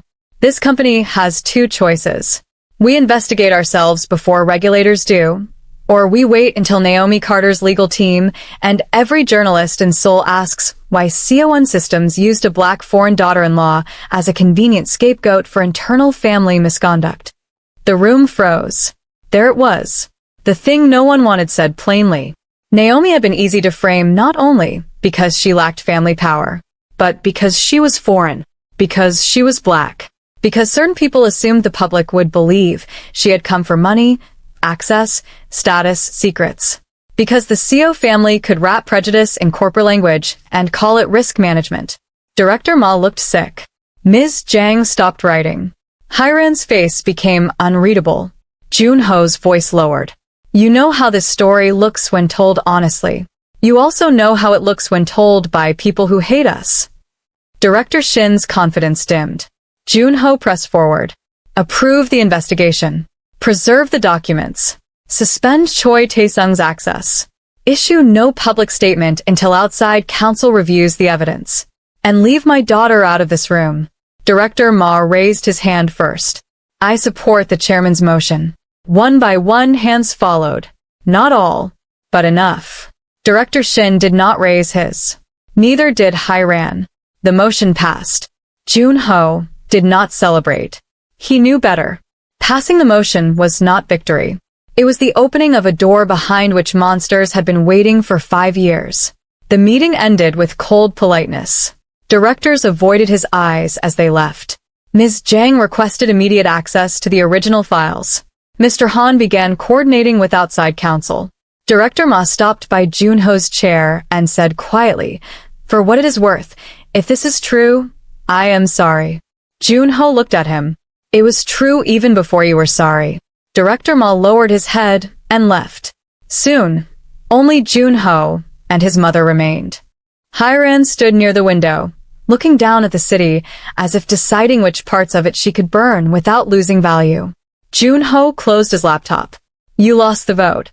She did not turn. You mistake procedure for power.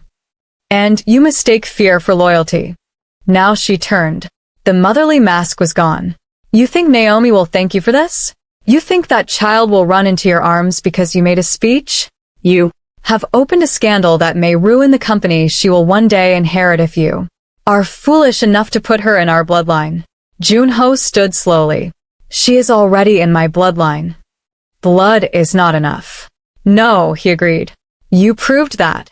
Her eyes darkened. Do not become cruel with me, Jun-ho. I taught you where to aim. You taught me what not to become. For the first time, something like pain flashed across her face. It vanished quickly. Naomi will never trust you. He absorbed that. Maybe not. Your daughter will not know you. His jaw tightened. Maybe not quickly. You will lose the board. Maybe. The Park family will retaliate. Likely. And when everything collapses, she asked, When Naomi looks at the ruin around you and remembers why she ran. When that child becomes a target of every camera and investor and enemy you have. What then? Jun-ho picked up his phone. Then I will do what I should have done from the beginning. What is that? He looked at her. Stand between them and us. Her mouth parted slightly. Us. Not the world. Not enemies. Us. For the first time, Jun-ho had named the danger clearly. Seo Hyran walked toward the door. At the threshold, she paused. You will come home eventually, she said. Men with blood like yours always do. Jun-ho's answer was quiet. No. Boys come home. Fathers build one. His mother left without another word. That evening, Naomi received another envelope. This time, she opened it alone in the bakery office after sending Lena upstairs with Mira. Inside was the board resolution. Independent investigation approved. Records preservation ordered. Retaliation protection requested. Choi Taesung access suspended. Attached to the packet was a handwritten note. I did not mention where she lives. I did not mention her school. I did not allow them to call her anything but my daughter. I know that is not enough. I will keep doing not enough until it becomes something. J. Naomi sat with the note in her hands for a long time. Mira knocked once before entering. Bad news. Naomi shook her head slowly. I don't know. Mira sat across from her. That sounds like Jun-ho news. Naomi almost smiled. He passed the investigation. Good. He publicly claimed Lena in front of the board. Myra's eyebrows rose. Very good. It's dangerous. Also true. Naomi looked down at the note. He said he'll keep doing not enough until it becomes something. Mira softened. That is annoyingly decent. Naomi pressed the heel of her hand against her forehead. I don't want to be moved by decency that came 5 years late. Then don't be moved too far. Just enough to notice. Naomi looked through the office glass toward the bakery floor. Lena sat at a small corner table with crayons, drawing something with deep concentration. Her little legs swung above the floor. Myra's aunt had given her a cookie shaped like a star. She had eaten 2 points and declared it a broken wish. Naomi's heart clenched. How do I tell her? Mira followed her gaze. Slowly. She asked about him once last month, Naomi whispered. A boy at school said everyone has a daddy somewhere. She asked if hers was in space. Myra's face crumpled slightly. What did you say? I said he was far away. And now? Naomi looked at Jun-ho's note again. Now he's 2 streets away and powerful enough to destroy our peace by accident. Mira nodded. Then make rules. By the next morning, Naomi had a list. She did not call Jun-ho. She texted him. If you want to begin, these are the conditions. He responded within 1 minute. I am listening. She stared at the message, then typed carefully. No surprise visits. No gifts unless approved. No public photos. No press. No Seo family contact. No lawyers communicating with me unless I request them. No mention of surname. No discussion of custody. You meet her only when I decide she is ready. First step. You meet with a child psychologist and follow professional guidance. Second step. You answer my questions honestly. Third step. Lena decides what to call you. The reply did not come immediately. For a moment, Naomi felt old panic rise. Too many rules. Too much resistance. Men did not like boundaries when they were used to obedience. Then her phone buzzed. Agreed. Another message followed. All of it. Then another. Thank you for giving me a first step. Naomi cried in the storage room where Lena would not see. At Seoul Tower, Jun-ho read Naomi's conditions 3 times. Then he printed them. Mr. Han entered with a schedule. Chairman, Director Ma requests a strategy call. Hanul Biotech has formally paused merger negotiations. Your mother has not returned to the family office. Reporters are outside the building. Also, Mississippi Park sent a fruit basket. Jun-ho looked up. Yura? Yes, sir. The card says, for your scandal. You will need vitamins. Jun-ho blinked. Mr. Han's mouth twitched. Send flowers. To Mississippi Park? Yes. What kind? Something respectful and expensive. Mr. Han made a note. Jun-ho handed him Naomi's conditions. These override my schedule. Mr. Han read them quickly. His expression softened at the line. Lena decides what to call you. I will arrange the psychologist. Today. Yes, sir. And remove all non-essential meetings from late afternoon. You have the investor confidence briefing. Move it. The press response rehearsal. Send me the documents. Your mother requested. No. Mr. Han stopped. Jun-ho looked at him. No is the full instruction. Yes, sir. The psychologist's name was Dr. Irene Chai, a child trauma and family reunification specialist with warm eyes, silver glasses, and absolutely no interest in being impressed by CEOs. She met Jun-ho in a private office above a children's therapy center, where the waiting room had stuffed animals, picture books, and a small wooden train set. Jun-ho looked deeply out of place. Dr. Chai noticed. Do you spend time with children, Chairman Seo? Jun-ho sat across from her. No. Do you expect to be good at it immediately? He hesitated. I am usually good at learning. That is not what I asked. No, he said. I do not expect to be good immediately. Good. Children are not companies. They do not reward efficiency. He nodded. Dr. Chai opened a notebook. Tell me what you want. I want to know my daughter. That is about you. What do you want for Lena? Jun-ho stopped. The question exposed him. He had been thinking in hunger, need, regret, missing years, first meetings, his daughter's name in his mouth. But what did he want for Lena? He looked down at his hands. I want her to feel safe, he said. Dr. Chai nodded. With you, if possible. And if not, his throat tightened. Then safe without me. The doctor studied him for a moment. That is the first correct answer you have given. Jun-ho let out a breath he did not know he held. She does not know me, he said quietly.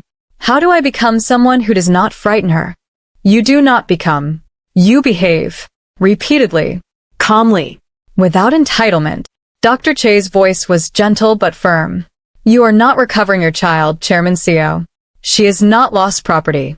You are being introduced to a person who has a life before you. I understand. You will be tempted to compensate. Large gifts, expensive experiences, dramatic declarations. Do not. I won't. You'll be tempted to correct what she calls you. I won't. You'll be tempted to rush Naomi, because your guilt is painful. Jun-ho looked up. Dr. Chai held his gaze. Do not. He swallowed. I won't. Naomi is the safe parent. If Lena senses tension between you, she will choose her mother's emotional temperature over your intention. So before you become trustworthy to Lena, you must become predictable to Naomi. That sentence stayed with him. Predictable. Not impressive. Not powerful. Predictable. The first opportunity came sooner than expected. 2 days later, Naomi texted him. Lena has swimming on Saturday at 10. You may watch from the far side of the pool. She will not be told who you are yet. If she asks, I will say you are someone mommy knows. No approach unless she initiates. Jun-ho read the message in his office and forgot how to sit. Mr. Han, who had been reviewing a press brief, looked up. Chairman? I need a suit. Mr. Han looked at the suit Jun-ho was already wearing. A different suit? For a swimming lesson. Mr. Han paused. I would recommend not a suit. Jun-ho frowned. What do fathers wear to swimming lessons? Mr. Han opened his mouth, then closed it. I will research. On Saturday morning, Jun-ho arrived at the community sports center 20 minutes early, wearing dark trousers, a simple sweater, and the most expensive casual jacket in Seoul. He had rejected 6 outfits and still looked like a man trying to pass as normal after reading about it in a report. He stood outside the pool entrance holding nothing because Dr. Chai had forbidden gifts and Naomi had forbidden surprises. His hands felt useless. At 9:57, Naomi arrived holding Lena's hand. Jun-ho saw them before they saw him. Lena wore a purple swim bag on her back and a yellow coat buttoned wrong. She was talking quickly, swinging Naomi's hand. Mommy, if I put my face underwater for 5 seconds, teacher says I'm brave. But I think 6 seconds is more brave, so I might do 6 but not 7 because 7 is showing off. Naomi laughed. 6 sounds reasonable. Then Naomi saw Jun-ho. Her smile faded slightly, but she did not look afraid. That alone felt like mercy. Lena followed her mother's gaze. She stopped. Jun-ho's heart tried to break through his ribs. His daughter looked at him with curious eyes. His eyes. "Mommy," she whispered loudly. "It's the bakery man."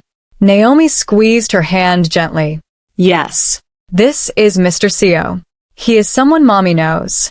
Mr. Seo. Jun-ho accepted the title like it was holy. He lowered himself slightly, so he did not tower over her. "Hello, Lena." She looked at him seriously. "You dropped the knife." Naomi closed her eyes briefly. Jun-ho nodded. "I did." "Were you scared?" The question struck him. Naomi looked at him sharply, warning and curiosity both in her face. Jun-ho answered honestly. "Yes." Lena tilted her head. "Of cake." For the first time in days, Naomi laughed. Not bitterly. Not sadly. Really. The sound almost undid him. Jun-ho looked at Lena and said, "No, not of cake." Lena considered this. Cake is not scary unless it has too much cream. "I will remember that." She nodded as if he had passed an important test. Then she tugged Naomi's hand. "Mommy, I have swimming." "Yes, baby." Naomi looked at Jun-ho. "Far side." He nodded. "Far side." He did exactly as instructed. He sat on the far side of the pool, hands folded, heart exposed in a way no boardroom had ever managed. He watched Lena run to her teacher, watched her adjust her goggles, watched her wave both hands when she floated for 3 seconds. She waved at Naomi first. Then, after a pause, she looked across the pool. Jun-ho did not move. Lena lifted one small hand. Not high, not certain, just a tiny wave. Jun-ho lifted his hand back. It lasted 1 second. It felt like the first sunrise of his life. Naomi saw it. Her face shifted through fear, grief, tenderness, and something she quickly hid. Mira, sitting beside Naomi with a coffee cup, leaned over and whispered, "Well, damn." Naomi kept her eyes on Lena. "What?" He waved like a man who just got promoted by a 5-year-old. Naomi's mouth trembled. Maybe he did. Across the pool, Jun-ho lowered his hand slowly. For the first time, he understood that fatherhood would not begin with blood tests, public statements, custody rights, or the Seo name. It would begin with sitting far away because he had been told to, with not bringing gifts, with answering when asked if he was scared, with accepting Mr. Seo, with a tiny wave from a little girl who did not yet know she had already changed the direction of his entire life.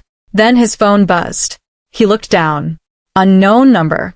A message appeared. "Enjoy your little reunion." The next one followed immediately. "The press will enjoy it too." Jun-ho's blood went cold. Across the pool, Lena laughed as she kicked water at her teacher. Naomi had no idea. Mira had no idea. But Jun-ho looked toward the glass entrance and saw a man in a baseball cap lower a camera. The war had reached the swimming pool. And this time, his daughter was in the frame. Jun-ho did not move at first. That was the hardest thing he had ever done. Every instinct in his body wanted to cross the pool, tear the camera from the man's hand, break it against the floor, and demand to know who had sent him. His hands curled against his knees. His heartbeat turned violent. But Lena was in the water. Naomi was watching from the bench. And Dr. Che's warning returned like a hand on his shoulder. If Lena senses tension between you, she will choose her mother's emotional temperature over your intention. So Jun-ho did not explode. He lowered his phone. He stood calmly. Then he walked, not toward the photographer, but toward the sports center staff desk. The man in the baseball cap saw him moving and tried to turn away. Too late. Jun-ho's eyes met his across the lobby glass. The man froze. Even dressed in a sweater, even stripped of bodyguards and boardroom armor, Seo Jun-ho still looked like a man powerful people feared disappointing. Jun-ho stopped at the desk and spoke quietly to the facility manager. "There is a man photographing children through the pool glass." The manager's face changed immediately. "What?" Jun-ho did not raise his voice. Baseball cap. Gray jacket. Camera under his left arm. Call security. Lock the main exit. Do not alarm the parents. The manager hesitated for half a second, probably wondering why a stranger was giving orders. Then she saw Jun-ho's face and picked up the phone. The photographer moved. Jun-ho moved too. Not running. Running would frighten people. He walked fast, cutting through the lobby just as the man reached the exit. Stop, Jun-ho said. The man did not. Security reached the door from the other side and blocked it. The photographer turned, looking for another route. Jun-ho stepped in front of him. You photographed a child. The man lifted both hands. I'm media. You photographed a child in a private lesson. I didn't know. Jun-ho's voice dropped. Do not insult either of us by finishing that sentence. The man swallowed. By then, 2 security guards had arrived. The manager stood behind them, face pale. Parents inside the pool area were beginning to notice something was wrong. Naomi turned from the bench. Her eyes found Jun-ho. Then she saw the man. The fear that crossed her face made Jun-ho's control nearly snap. Lena was still in the pool, laughing with her instructor, unaware of the storm gathering behind the glass. Naomi stood quickly. Mira grabbed her arm. Stay here. He took pictures. I know. Stay where Lena can see you calm. Naomi's breathing shook, but she stayed. Jun-ho saw that. He would remember it later as one of the bravest things she did. Not running. Not screaming. Not letting her fear reach their daughter before safety did. Jun-ho turned back to the photographer. Who sent you? The man tried to laugh. I don't know what you're talking about. Jun-ho held out his hand. Phone. I don't have to. The facility manager stepped forward. Sir, you are accused of taking unauthorized photographs of minors inside a private sports facility. We have already called the police. You can either cooperate now, or explain to them why you refused. The man looked around. Jun-ho said nothing. That seemed to frighten him more. Slowly, the man pulled out his phone. A message notification lit the screen before he could hide it. Mrs. Seo wants confirmation of the child. Jun-ho saw it. So, did the manager. The photographer tried to turn the screen away. Jun-ho's voice became very quiet. Give me the phone. You can't take my property. No, Jun-ho said. But the police can. The photographer's face shone with sweat. Look, I was just hired to confirm if the girl is here. That's all. I didn't know she was a kid. The lie was so stupid the manager stared at him. Jun-ho stepped closer. You did not know the child in the swimming pool was a child? The man lowered his head. Behind the glass, Naomi held one hand against her chest. Mira stood beside her, jaw clenched. Lena climbed out of the pool, dripping wet, and waved at Naomi proudly. Mommy. I did 6 seconds. Naomi turned instantly, forcing a smile so strong it almost broke her face. I saw, baby. You were amazing. Lena looked toward the lobby. Why is Mr. Seo talking to that man? Naomi's smile faltered. Mira answered quickly. Maybe he made a new friend. Lena frowned. He doesn't look friendly. No, Mira said. He does not. The police arrived 12 minutes later. To Jun-ho, it felt like 12 years. He gave a statement without using Lena's name. He provided the threatening messages from the unknown number. The facility manager confirmed unauthorized photography. The photographer admitted he had been hired by a private contact connected to a family office, though he suddenly became forgetful about details when asked for names. It did not matter. Jun-ho knew the name. Naomi came out after Lena changed clothes. Her daughter held her hand and carried a wet swim bag almost dragging on the floor. Lena looked from the police to Jun-ho. Mommy, did something bad happen? Naomi crouched immediately. Someone broke the rules and took pictures where he wasn't supposed to. Lena frowned. Of me? Jun-ho's chest tightened. Naomi hesitated, then said, maybe. But the adults handled it. Lena looked at Jun-ho. Did you handle it? Jun-ho lowered himself to her height, keeping distance. I helped. Did you shout? No. Mommy says shouting makes things bigger. Jun-ho's eyes lifted to Naomi. Her face softened and hurt at once. She is right, he said. Lena thought about this. Were you scared again? Jun-ho answered carefully. Yes. Of pictures? He shook his head. Of you not feeling safe. Lena looked at him with serious eyes. Then she stepped closer to Naomi. Not to him. Jun-ho felt it, but he accepted it.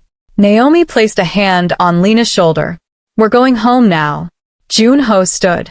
May I walk you to the car? Naomi looked at him. Every rule said no surprise closeness. Every fear said leave quickly. But he had not made a scene. He had handled the threat without frightening Lena. He had not grabbed, not commanded, not performed power. She nodded once. Beside us. Not behind. Yes.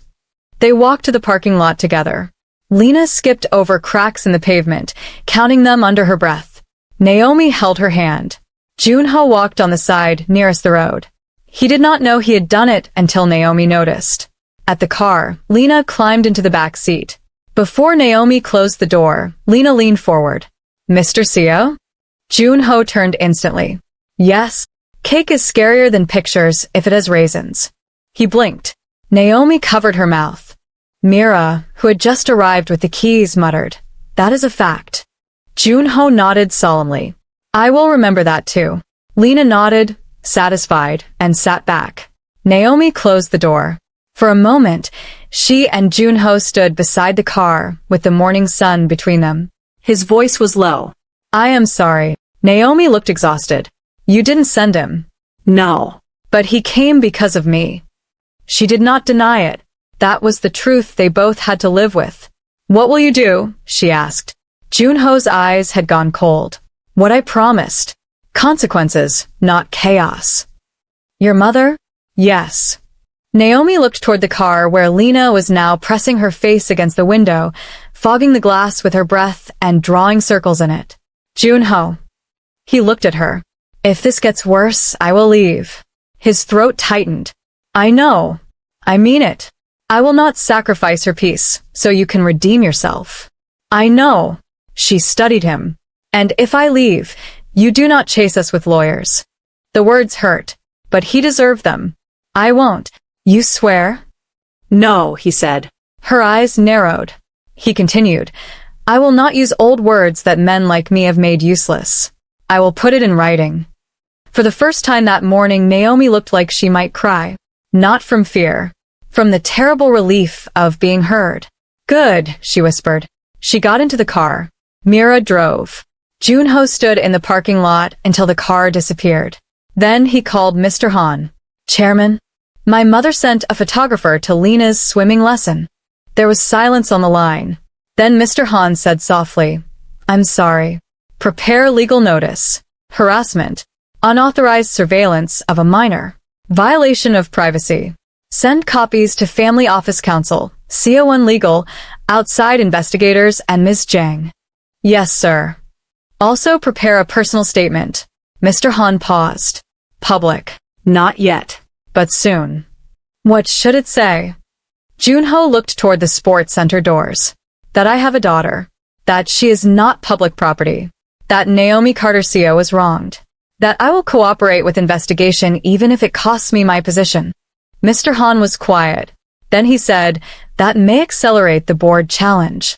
Yes. And the share price may drop. Yes. Your mother's allies will move quickly. Yes. Another pause. Chairman? Yes. I will prepare the statement. By Monday, the scandal had begun leaking. Not the full truth. The uglier version. Anonymous business blogs reported that Seo Jun-ho had canceled his wedding after reconnecting with a disgraced former spouse. Gossip accounts claimed a woman with a child had appeared suddenly and was pressuring him for recognition.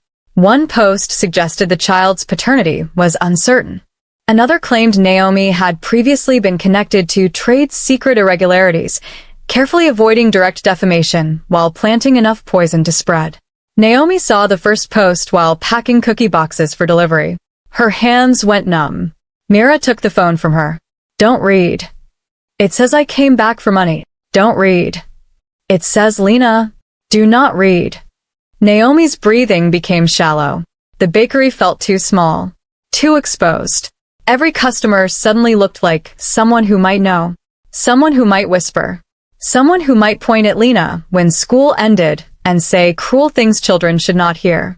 She went to the bathroom, locked the door, and called Jun-ho. He answered immediately. I saw, he said. Her voice shook. This is what I feared. I know. You said you would stop her. I am. My daughter's life is online. Not her name. Not her image. Not yet. Silence. Then Jun-ho said, I have a statement ready. I wanted your consent before releasing it. Naomi closed her eyes. What does it say? I will read it. His voice became formal, but not cold. 5 years ago, my former wife, Naomi Carter Seo, was accused of misconduct involving Seoul systems. Newly reviewed evidence suggests those accusations were false and may have been manufactured through abuse of corporate and family authority. I have requested an independent investigation and will cooperate fully. Recently, I learned that I have a daughter. She is a minor and a private citizen. Any attempt to identify, photograph, approach, defame, or use her for corporate or media purposes will result in immediate legal action. I ask the public to direct scrutiny toward me, not toward a child or the woman who protected her. I failed Naomi Carter Seo 5 years ago by believing evidence I should have questioned. I will not fail her or my daughter again by remaining silent. Naomi sat on the closed toilet seat, one hand covering her mouth. Jun-ho's voice softened. I will not release it unless you approve. She could not speak for a moment. Naomi, you said you failed me. Yes. Publicly. Yes. Do you understand what they'll do with that? Yes. You're bored. I know. Your mother. I know. Your company. I know. She wiped her eyes. Why? His answer came quietly. Because hiding the truth to protect power is how this started. Naomi broke then. Not loudly. Not fully. But enough. A sound left her chest that she could not stop. Jun-ho's voice changed instantly. Naomi.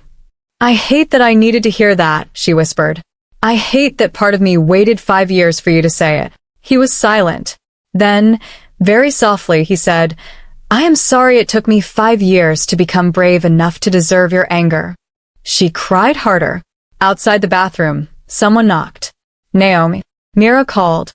You okay? No. Yes. Neither. Naomi inhaled shakily. Release it, she said. Jun-ho's breath caught. Are you sure? No. But do it. Within 30 minutes, the statement went live.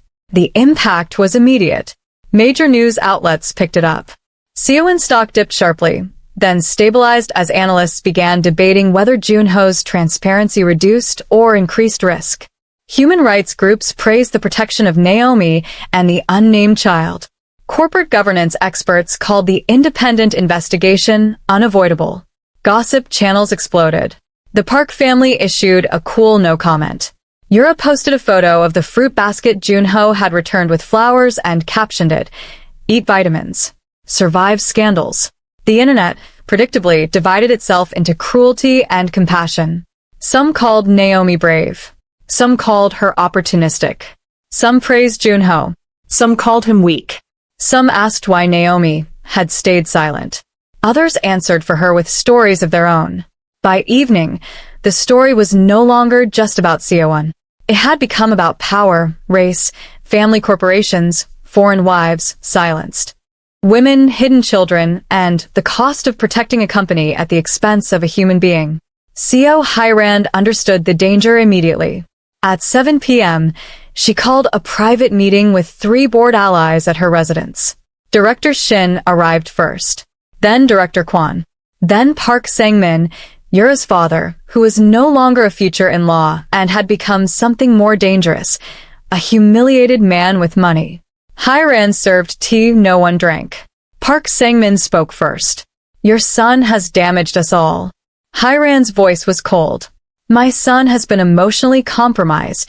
Director Shin said, the board can initiate a leadership review, but we need grounds beyond scandal.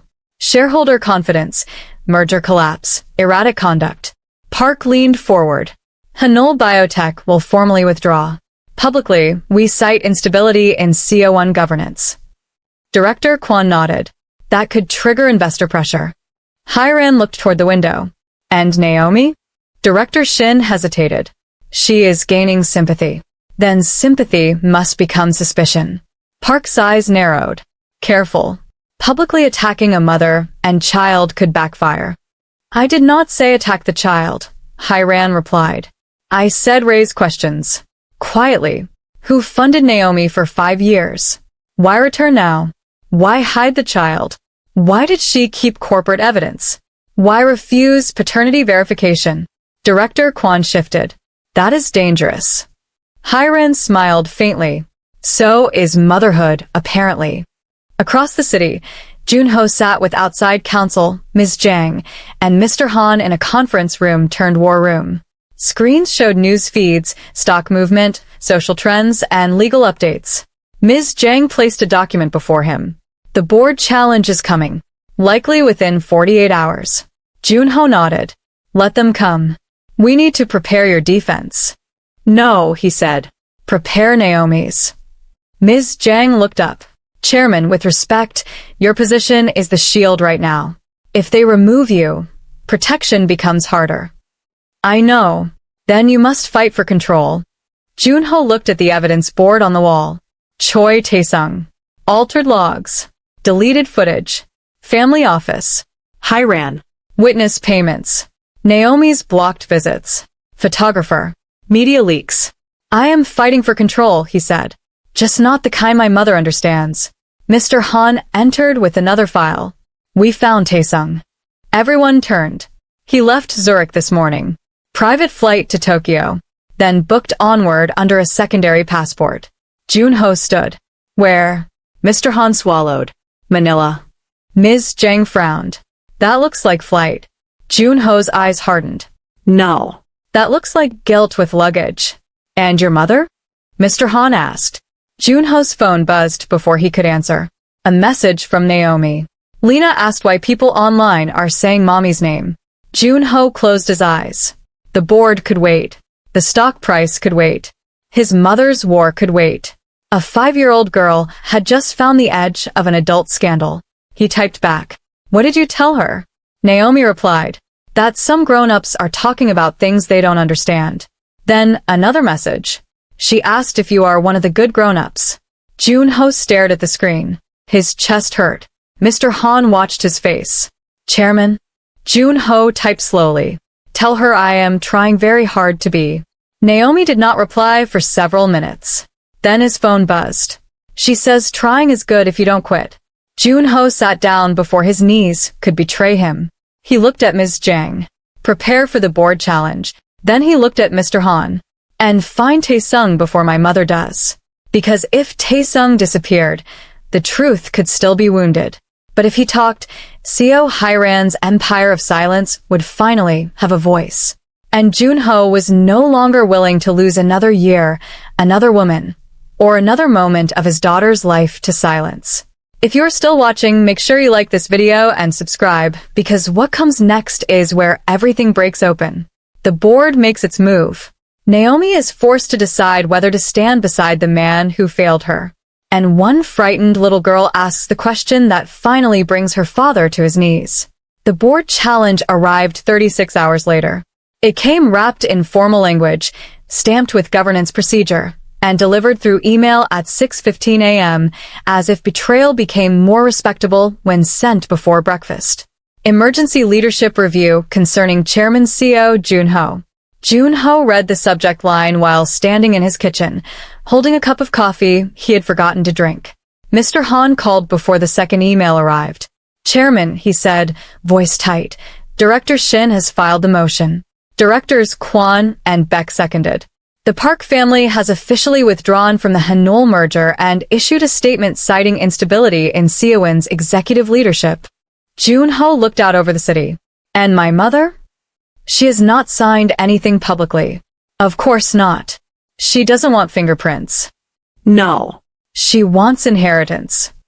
Mr. Han was quiet for a moment. The review is scheduled for 4 p.m. today.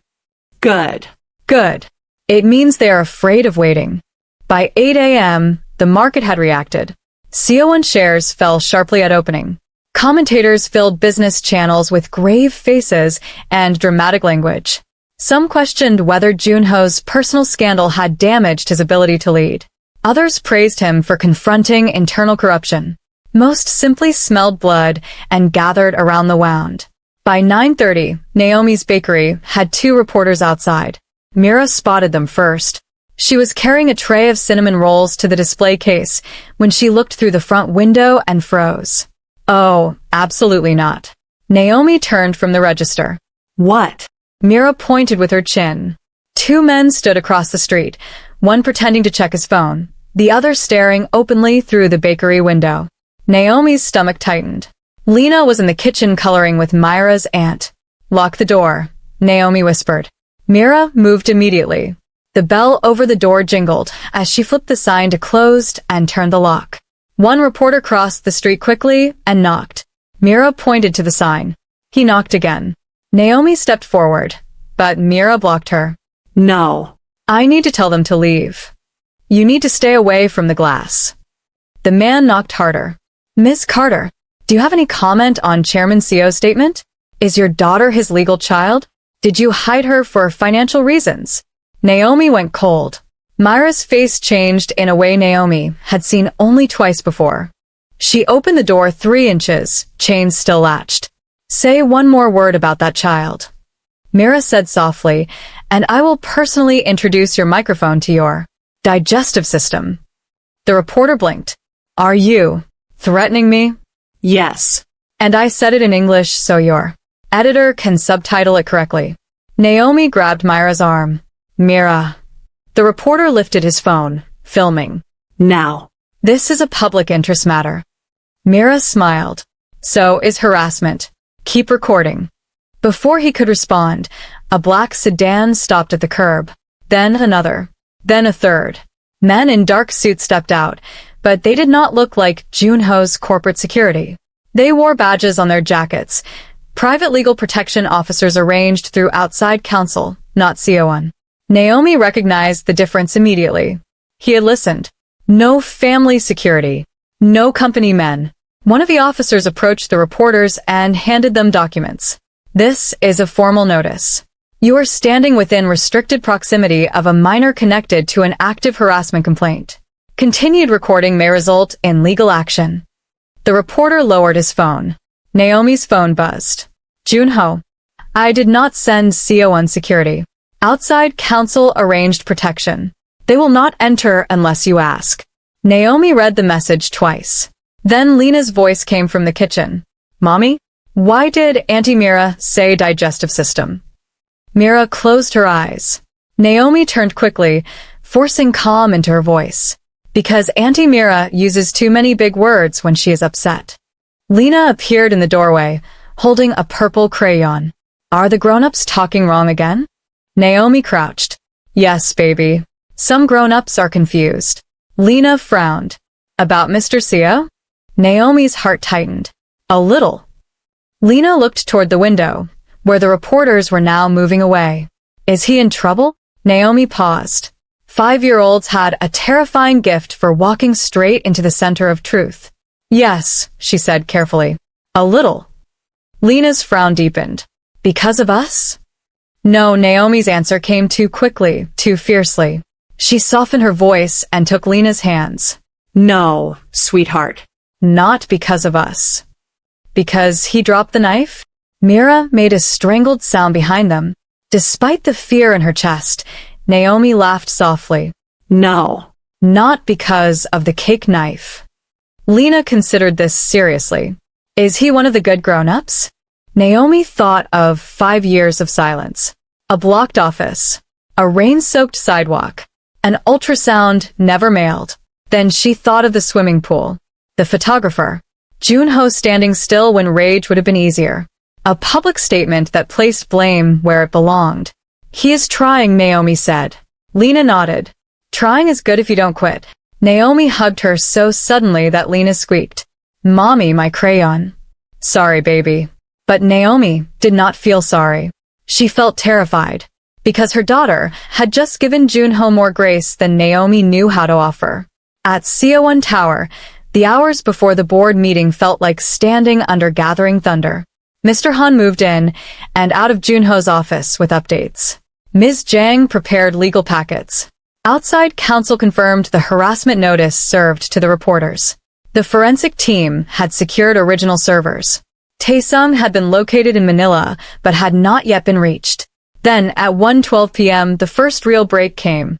Mr. Han entered without knocking. Chairman. Taesung's lawyer contacted Ms. Jang. Jun-ho looked up. He wants immunity?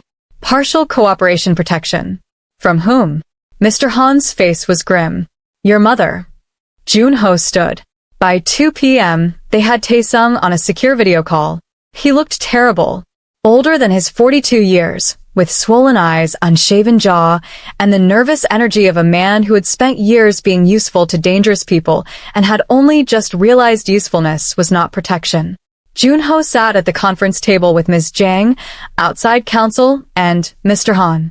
Taesung would not look directly at him. Jun-ho spoke first. Did you leak the prototype files? Taesung swallowed. Yes. Even with everything Jun-ho knew, hearing the confession still hit like a physical blow. Why? I had debts. Gambling. Taesung nodded. Who knew? Silence.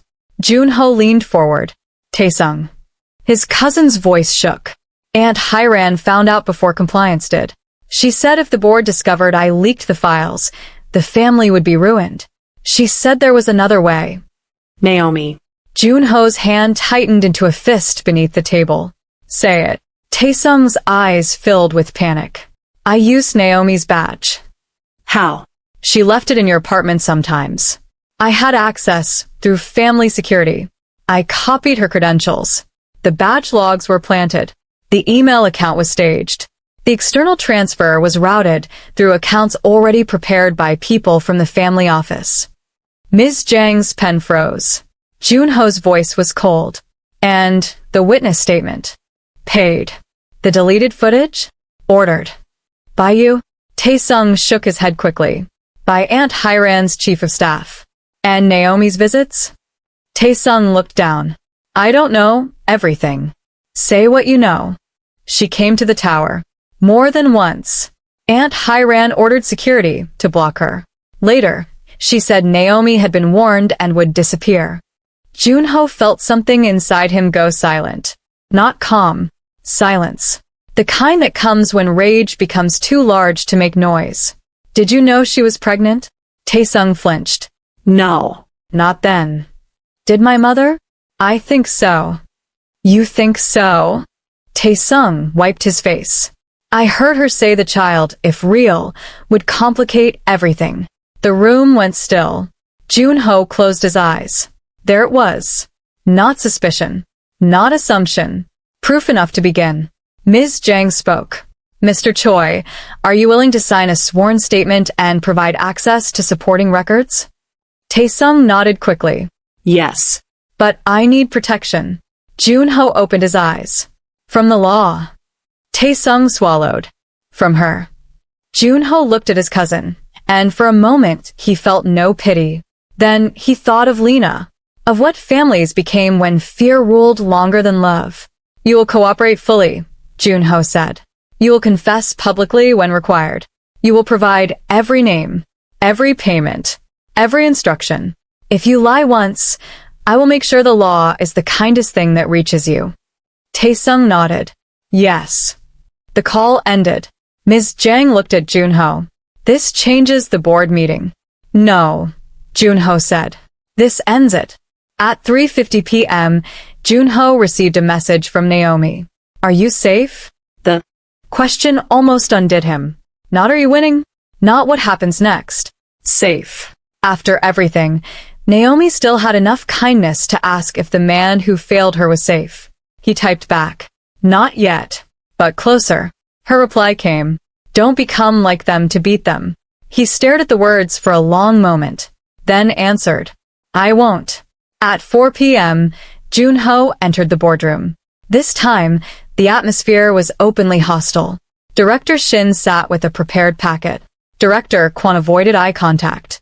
Director Ma looked worried. Seo Hiran sat with perfect posture, dressed in black, as if attending a funeral she intended to enjoy. Jun-ho took his seat. Director Shin began immediately. Chairman Seo, this emergency review has been called to evaluate whether recent personal actions have compromised your ability to lead Seoul systems. Jun-ho placed his folder on the table. Before you continue, I have new evidence relevant to yesterday's investigation. Hye-ran's eyes narrowed. Director Shin stiffened. This meeting concerns your leadership. It concerns whether I placed truth above corporate convenience.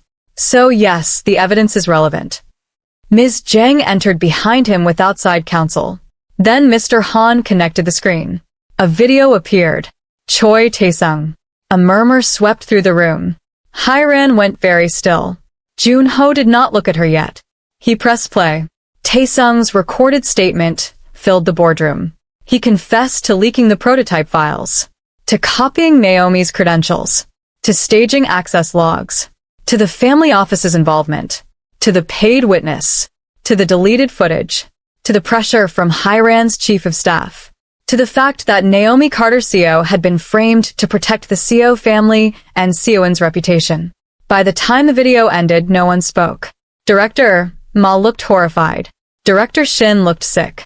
Hye-ran's face remained composed, but Jun-ho saw the pulse beating at her throat. He finally turned to her. Would you like to accuse my daughter of being leverage again? Her eyes flashed. You have no idea what he was promised to say. Then testify under oath and tell the investigators that. Silence. Jun-ho leaned forward. For 5 years, this company benefited from a lie. My wife lost her name. My daughter lost her father. And I lost the right to pretend obedience is virtue. Director Shin tried to recover. Chairman, while this is serious, your personal involvement still presents. Jun-ho cut him off. My personal involvement is exactly why I should have acted sooner. Since I did not, I am acting now. Ms. Jang distributed documents. Jun-ho continued. I am recommending immediate suspension of Seo Hye-ran from all family office and advisory influence connected to Seo systems pending investigation. I am recommending formal cooperation with prosecutors. I am recommending a public correction of Naomi Carter Seo's record. And I am recommending that this board withdraw its leadership challenge unless it wishes to explain why it attempted to remove the chairman hours before evidence of internal fraud was presented. Director Shin closed his mouth. Director Ma raised his hand slowly. I support these recommendations. Another hand followed. Then another. Director Kwon looked at Hye-ran, then lowered his gaze and raised his hand too. The motion passed. Seo Hye-ran stood. For the first time, she looked older. Not defeated. Never that. But exposed. She looked at Jun-ho, and for one brief second, he thought he saw something like grief. Then she said, You chose them. Jun-ho stood too. No, he said. I stopped sacrificing them. Her face hardened. You will regret turning your blood into enemies. He looked at her for a long moment. You taught me that blood without love is only biology. She flinched. Then she walked out of the boardroom. No one followed. The public correction came the next morning. Seoul Systems acknowledged that newly uncovered evidence contradicted the allegations made against Naomi Carter Seo 5 years earlier. The company announced a full independent investigation, cooperation with authorities, and a formal apology for harm caused by internal failures. Jun-ho made his own statement in person. He stood before cameras outside Seoul Tower, not in a boardroom, not behind written text, but where the world could see him. I believed a lie 5 years ago, he said. That failure harmed an innocent woman. It harmed a child. It harmed the integrity of this company. I cannot undo the years lost, but I can stop asking silence to protect me from shame. Reporters shouted questions. Is the child yours? Will you resign? Did your mother orchestrate the cover-up? Are you reconciling with Naomi Carter? Jun-ho raised a hand, and somehow the noise lowered. My daughter is a minor. Her privacy is not available for public debate. Naomi Carter owes no one access to her pain. As for me, I will cooperate with every investigation and accept the consequences of my failure. He stepped away, not triumphant, not saved, just truthful. That afternoon, Naomi watched the statement from the bakery office with Mira. When it ended, Mira sniffed. "I'm not crying. The cinnamon is strong." Naomi wiped her cheeks. "He did it." "Yes," Mira said softly. He did. Naomi's phone buzzed. "Jun-ho, I am outside. I will not come in unless you say yes." Naomi stood so quickly her chair scraped. Mira looked at her. "Do you want me to get the broom?" Naomi laughed through tears. No. She went downstairs. Jun-ho stood on the sidewalk across from the bakery, hands at his sides, waiting. No security visible. No cameras. No assistant. Just him. Naomi opened the door. For a moment, they looked at each other across 5 years of ruin. Then she said, "You can come in." His face changed. Not happiness. Something more careful. Gratitude. He crossed the street. Inside, the bakery was closed for the afternoon. Lena sat at a table with crayons and a half-eaten cookie. She looked up when the bell rang. "Mr. Seo." Jun-ho stopped like her voice had physically touched him. "Hello, Lena." She looked at his suit. "Are you in trouble still?" Naomi closed her eyes briefly. Jun-ho lowered himself to a crouch a respectful distance away. A little less than before. "Did you quit trying?" No. "Good." He swallowed. Yes. "Good." Lena looked at Naomi. "Can Mr. Seo see my drawing?" Naomi's heart twisted. She looked at Jun-ho. His eyes asked without words. She nodded. Lena turned the paper around. It showed a pool, a cake, 3 stick figures, and what appeared to be a very large angry cookie. Jun-ho studied it seriously. "This is excellent." Lena beamed. "This is Mommy. This is Auntie Mira. This is me swimming. This is the scary cake." Mira called from behind the counter. "Raisin cake." "Yes," Lena said. "The worst one." Jun-ho pointed gently to a 4th figure near the edge of the page. "And this?" Lena suddenly became shy. "That's you." Jun-ho stopped breathing. The figure was far from the others. But he was there. Small. At the edge. Waving. His eyes burned. "You included me." Lena shrugged, trying to look casual. "You were there." Naomi's hand went to her mouth. Jun-ho looked at the drawing like it was worth more than Seoul systems and every tower with his name on it. "May I say thank you?" he asked. Lena nodded. "Thank you." "You're welcome." Then she leaned closer and whispered loudly, "Mommy says you're trying to be a good grown-up." Jun-ho looked at Naomi. She looked away, embarrassed and emotional. "I am trying very hard," he said. Lena nodded wisely. "You can sit, but not in my chair." For the first time in days, Jun-ho smiled. "Of course." He sat in the chair she pointed to. Not at the head of any table. Not in a place chosen by rank. In the chair a 5-year-old allowed him. Naomi watched them, heart aching in ways that were not simple. Forgiveness had not arrived. Trust had not rebuilt itself overnight. Love, if it still existed, stood far away with cautious eyes. But something had begun. Later, when Lena went upstairs with Mira, Naomi and Jun-ho stood alone near the bakery counter. He looked at her. "I know today does not fix anything." No, she said. "It doesn't. I know I do not deserve access just because I finally did what was right." Good. "I know Lena's pace comes first." "Yes." "And yours." Naomi's eyes lifted. That was harder. Jun-ho's voice softened. "I am not asking for your heart, Naomi."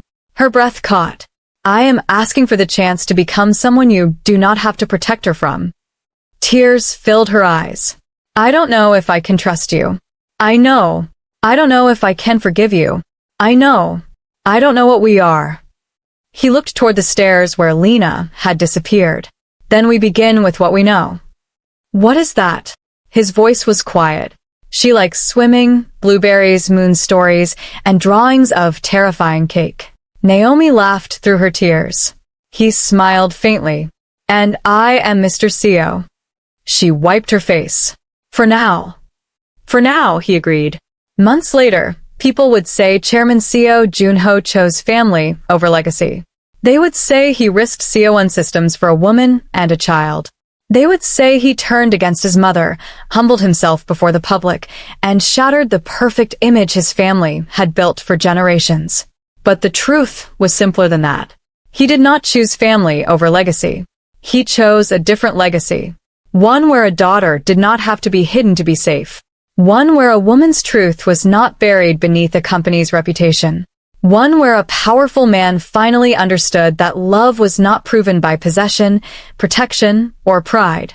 It was proven by presence, by patience, by sitting in the chair offered to you, by waving from far across the pool, by telling the truth even when silence would have saved you money.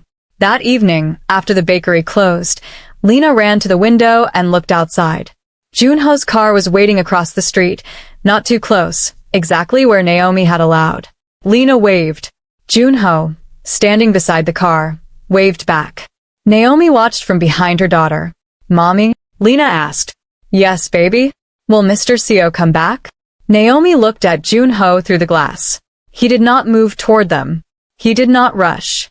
He only waited. "Yes," she said softly. "I think he will." Lena smiled. "Good. He needs to learn about the raisin cake." Naomi laughed and pulled her daughter close.